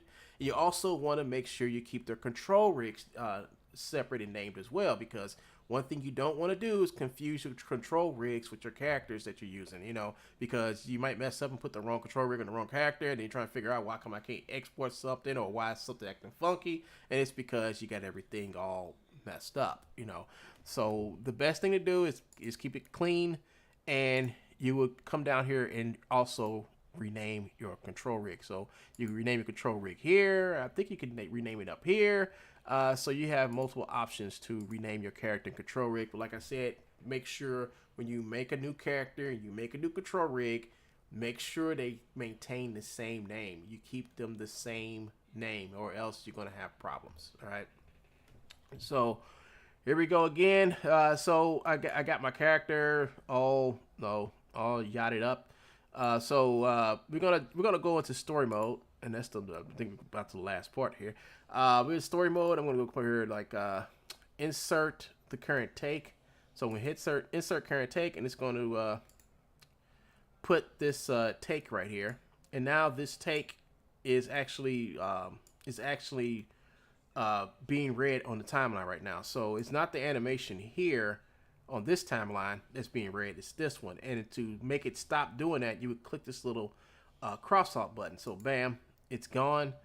And I'll go to a different animation. I'm gonna go to this run animation right here. But as you can see, he's not doing no running right here. What you got to do once again is take off the control rig, hit none, and as you can see, now he's running. So what you want to do now is come over here and just hit bake plot to control rig like we did before, and there you go. Now the character should be moving. There you go. There you have it. So we cut this back. So we can cut this back on. When I cut this back on, you know, the character's doing a different animation than what's on the timeline up here. You know, when we cut this off, we're back on the timeline, and he's just running. So when you cut this on, it overrides anything you have up here on this timeline. It just overrides it. It doesn't see it no more. It will see everything here. Now, we can actually come over here. I want to move this over here and hit insert current take. And what it would do is now it will put that animation on the timeline. And not only does it do that on the story mode timeline, now you have both your animations. You have the animation of him running, standing, relaxed, and then get into a run. Then you have the actual animations where he runs. So you have all that, but you still have an issue. And I'm about to show you what the issue is in a minute. And I want to show you how to fix that issue. So first we'll come down here and we're going to hit frame start in. And when I play this, you're going to see him do something. You see that he popped back. He popped back at 0, right? So the character's moving forward because it's a root animation. He's going forward. And then pop, he comes back. It's like he's warping backwards. We can fix that by simply just clicking on to this, going to match, hit, well, actually, hold on, before I do this.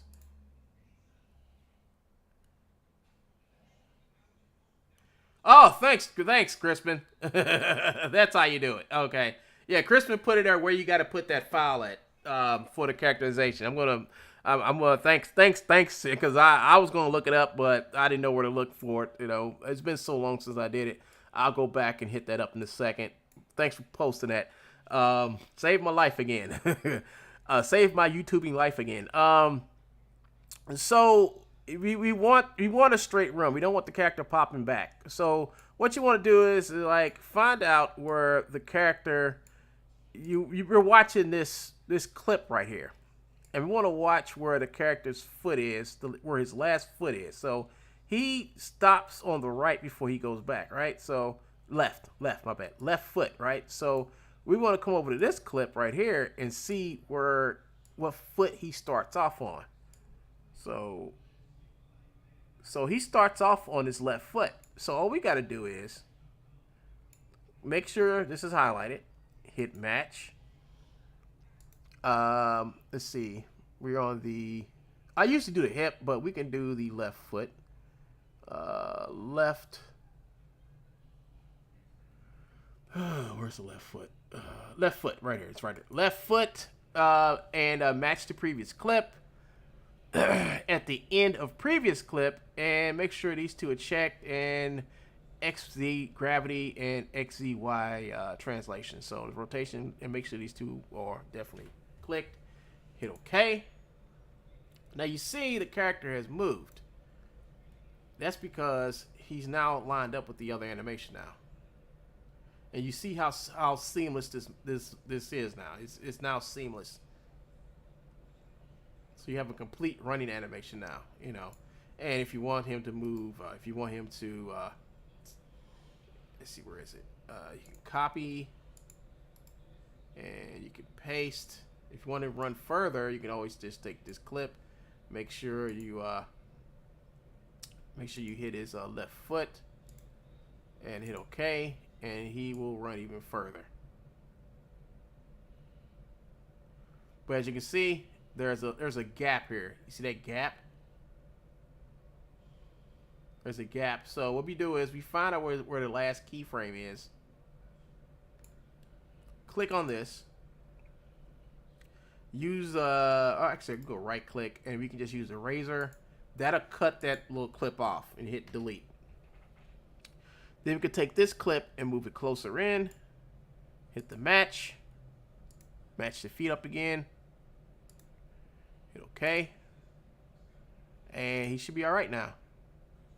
There you go. And now you have a seamless clip. And you can do this as many times as you want to. And then you can add other clips onto this.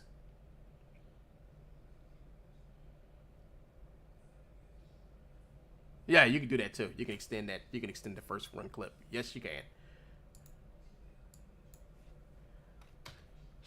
So, like I said, Iclone came over here and took a lot of stuff out of this program, but they didn't take everything. They got like the basic stuff, but they didn't get all the good stuff. So, all right, so we're done now. I'm done with this example. So I'm just go over here and just come right here, just right here, and the little, I guess it's called the action bar. I think that's what they call it, the action bar. But it's right here. Just click on this and just hit take, new take, hit no. Always hit no. And what I'm going to do is I'm going to take this clip right here, hit Control, left mouse button that's a shortcut to zoom in. And what I'm going to do is I'm going to take this clip and put it all the way on 0. The next thing I'm going to right click and hit frame start in.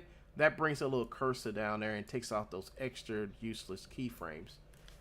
Next, after that, I'm just going to click in this window. Just one click. That highlights everything. Come over here and make sure I click my fingers. Click this little, make sure I click fingers on this side. Make sure I hit Control and click on the toe here. And then hit Control, hit this toe. And then you want to do is like do, and coming down to just key controls, hit Animation, Plot Selected, All Properties. And what it's going to do is it's going to plot all the animation that we just made. We just made this run animation. So it's going to take all this animation we just made and it's going to bake it onto the control rig. And just hit plot. Okay. So now remember the animation is being run. The character has been run right here on this in story mode. We're in story mode, and the character is being driven by story mode. Now we can cut this off, and as you can see when we cut it off, we can now come up here and move this back and forth, and that is because the character is moving, and that is because the animation is now on the control rig. Actually, you can do it while this is on too. But once this is grayed out, it's no longer active. So I can actually come here and delete both of these out just to prove a point. And you can see that, and you even cut this on. But once I delete this, as you can see, the character goes back to default. There's nothing down here for the character to read. So now it's going to go and just read off of what's on the timeline, which is the run animation we just made, right? So that's all done. So the next step is to come over here and take all the animation that's baked onto the control rig, and then bake it onto the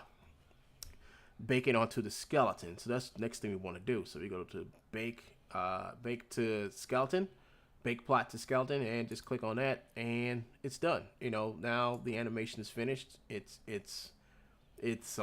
baked onto the character. So what's next? So next we're going to export this out, and what I want to do is I'm going to come down here and I'm going to do a couple things. I'm going to come down to my control rig and I'm going to delete my control rig. I always delete my control rigs because I don't need them. I'm going to come down here also, and where is it? Go to my takes, and the only thing I want to keep in this take is the bind pose and the take, just in case. So I'm going to come down here and I'm going to delete that. delete, confirm. Yes. So the only thing, two things here is the take two and modus bind. Now you could actually rename your take to you can rename it to run. All right, just name it run, and that's good enough. So we got that renamed. Anything else do I have to do? Yeah, one more thing. Go to story mode. I'm going to delete this too. So it's going to be a clean file. And one other thing to do is to go into your view, go into schematic, and actually look to see. Sometimes, I mean, I've started doing this. I do it if I got one character, but sometimes you'll bring a couple of characters in, and when you bring a couple of characters in and you delete them off or whatever, they may still remain. And I always come in here and check the schematics to see if there's something in here that I should know about before I export it out. Maybe I got a control rig in here that I don't want, or just something that I don't want exported out. The only thing I want to export it out is the character with the animation, and you make sure that by looking at the schematics. Schematics going to tell you whatever is in the scene is going to get exported out. I mean, that's what the schematics is going to tell you. So I got a clean export, clean character, no control rig on it to get in my way when I take it over to Iclone. Everything is fine. So I'm going to hit Control Q and go back into perspective mode and click off of this character. Click off the character. So now I'm going to do a Python tools FBX export. You could use the export up here, but I just use this one because it's more convenient to me. Use export, and this is my folder. This is my folders. I need to make a new folder. Yeah, make a new folder. Make a new folder here, and I'm going to name this Motionbuilder Demo.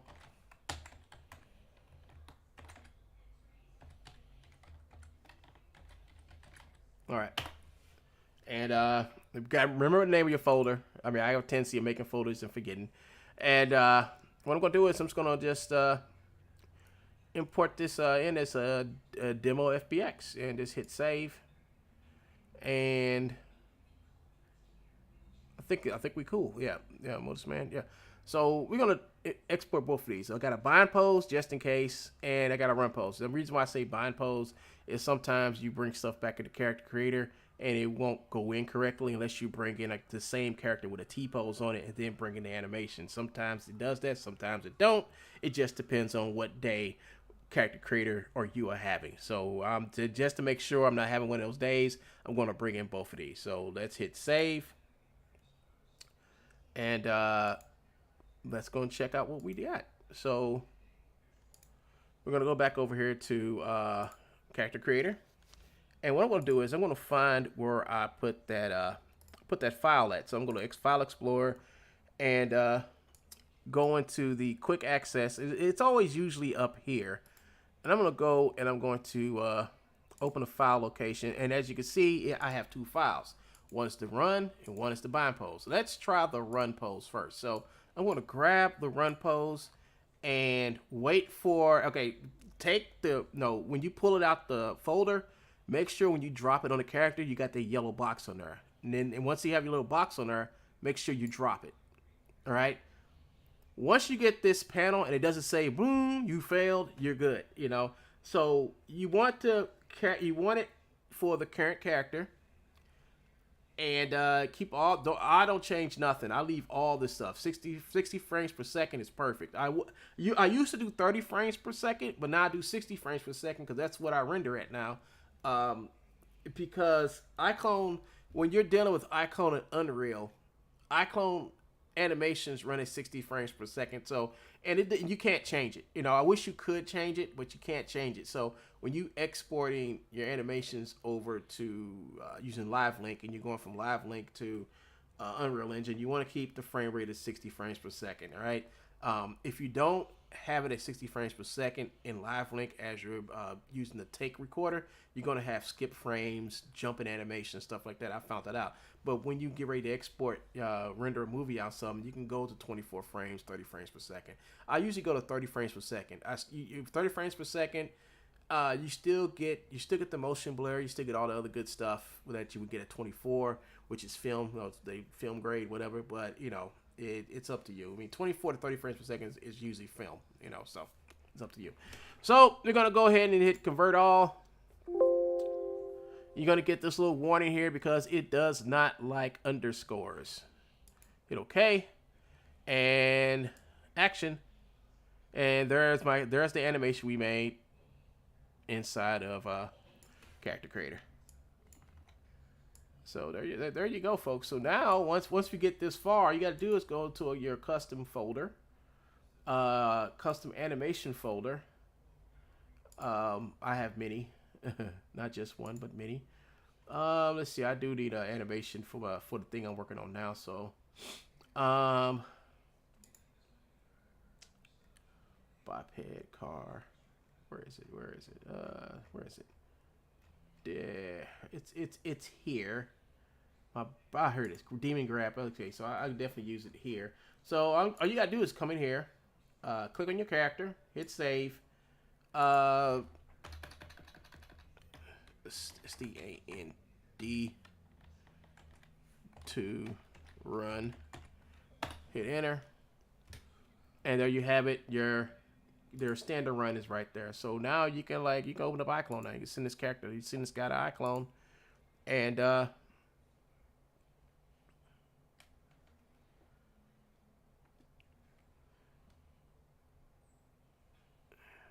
no need. No, okay, cool. Yes, file Autodesk Motion Builder 2015. Yeah, that's 2015. Bin system. Oh, it's in the systems folder. I thought it was okay. So here it is, folks. I was in the wrong one. So it's not the plugins folder. It's in the systems folder, and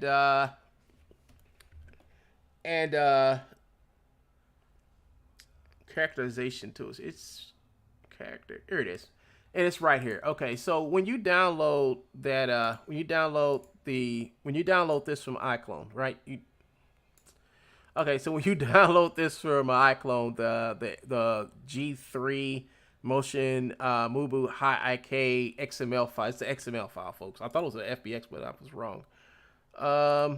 What you want to do is you want to go into your Autodesk Motion Builder, whatever version you have, bin system. Click on to right here, and where it says, what was it? Template. And as you can see, you just drop it right here. Here's the one from this is the one from what was it? Trying to remember what this was. This is this one right here. I think this is what it is. But yeah, you just take it and you just drop it in right there, and you're done. I already have one in here, so I don't have to worry about it. But yeah, this is how you get the template in there. Is just drop it right here, and you're good. Okay, so now we're in Iclone, and don't worry, I got this on minimum mode because I was working on something earlier.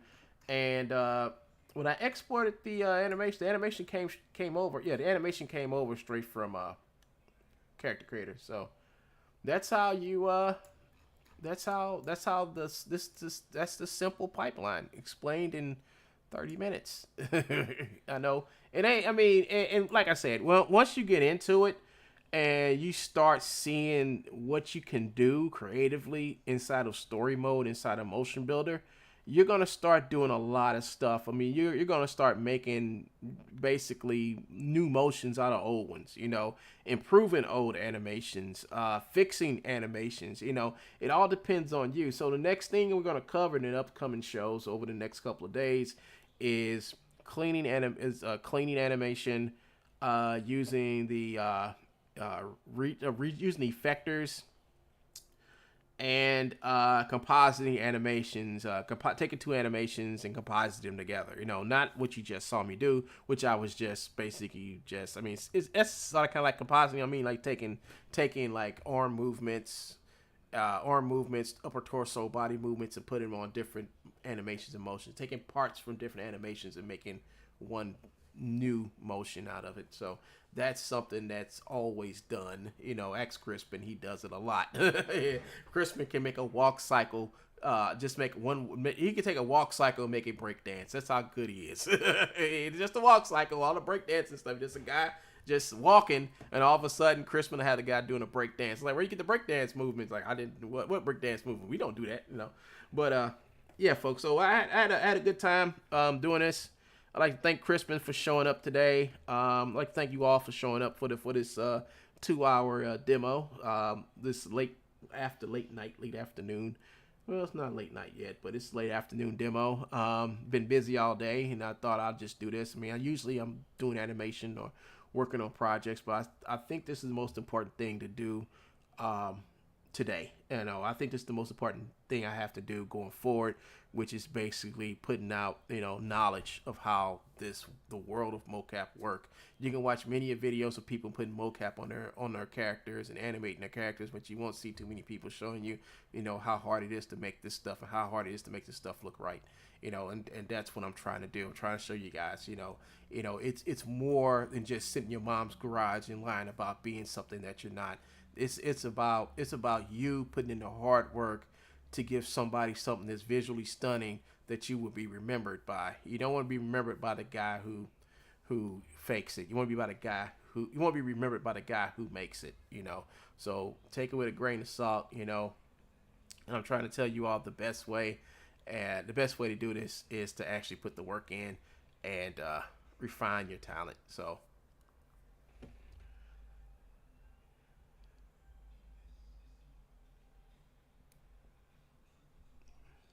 that's funny. Yeah, do that tutorial, man. I want to see that. 'Cause like I said, I want to get back into Blender and do some stuff. So at this part of, I'll be like, hi. So at this part of the demo, I'm taking questions. I don't think you guys got any questions. I think hopefully I explained everything out pretty good. But believe me, if you guys got questions, there's a comment section that's going to be up after this video, and hopefully you guys will put the comments in there and tell me what you would like to see next video. Now I said I'm going to do a follow-up to this video, right? I'm going to do a follow-up on something more advanced you can do with Iclone MotionBuilder and Character Creator. I'm going to show you some more advanced stuff that I've learned over the years that I want to share with you guys. So let me know what you guys were really interested to see, or you really interested in me elaborating on, you know. And like I said, these demos are pretty lengthy because I'm not going to be like the other YouTubers who say it's easy to do mocap in Iclone. No, it's not easy to do mocap in Iclone. I'm not going to give you a 10-minute video, put it out there and tell you to figure it out, you know, because I made it look so easy. What they're showing you this stuff to make it look easy so they can get the views. I'm showing you this stuff so you make sure that you're able to do it, not just see me do it, but you're able to do it as well. So that's one thing I just couldn't. I saw one today and I was like, man, this sucks, because you're not showing them the time it takes to clean this stuff up. You do a 10-minute video and then you're showing people, well, this is what I did, and I'm like, no, there's more work that goes into that. You know, mocap is not easy. It's hard work, and you spend hours cleaning this stuff up. You know, the easy part is the easy part is getting into the suit or setting up your cameras. That's the easy part. The hard part is spending hours looking at a gray screen at some type of figure and getting it to act human-like. That's the hard part, and the hours that you put. I mean, I think I got videos where I went through hours working on one scene inside of MotionBuilder, sometimes days working in MotionBuilder, you know, and when I see videos and the guy does a whole cleanup in 10 minutes, I say bullshit. I say bullshit, you know. So and then I get to it, and then you can't always clean it up, you know. You can't always clean the stuff up, you know. And I'm being honest with you guys, you know. I'm telling you, you know, Quasi, he's an animator too. He knows. Sometimes you can't always, you can't always clean it up 100%, but you can get it to a point to where it can be filmed. It's just what part of the animation gets filmed, you know. So a lot of work goes into making a film. A lot of work goes into motion capture. A lot of work goes into the animation industry, period. The animation industry is not some guy sitting in his mom's garage harassing and threatening people.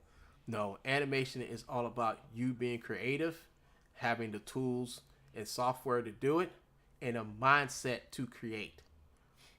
So on that point, everybody, good night. This is One Gun. I'm signing off, and everybody have a nice, pleasant day. Thank you guys for joining. Catch me on tomorrow's show. I will be putting a listing up later on tonight on what I'm going to talk about tomorrow, along with the early morning show, which I will be back in my seat animating stuff for you guys. So you guys keep it up. This is One Gun, and I'm signing off. Peace.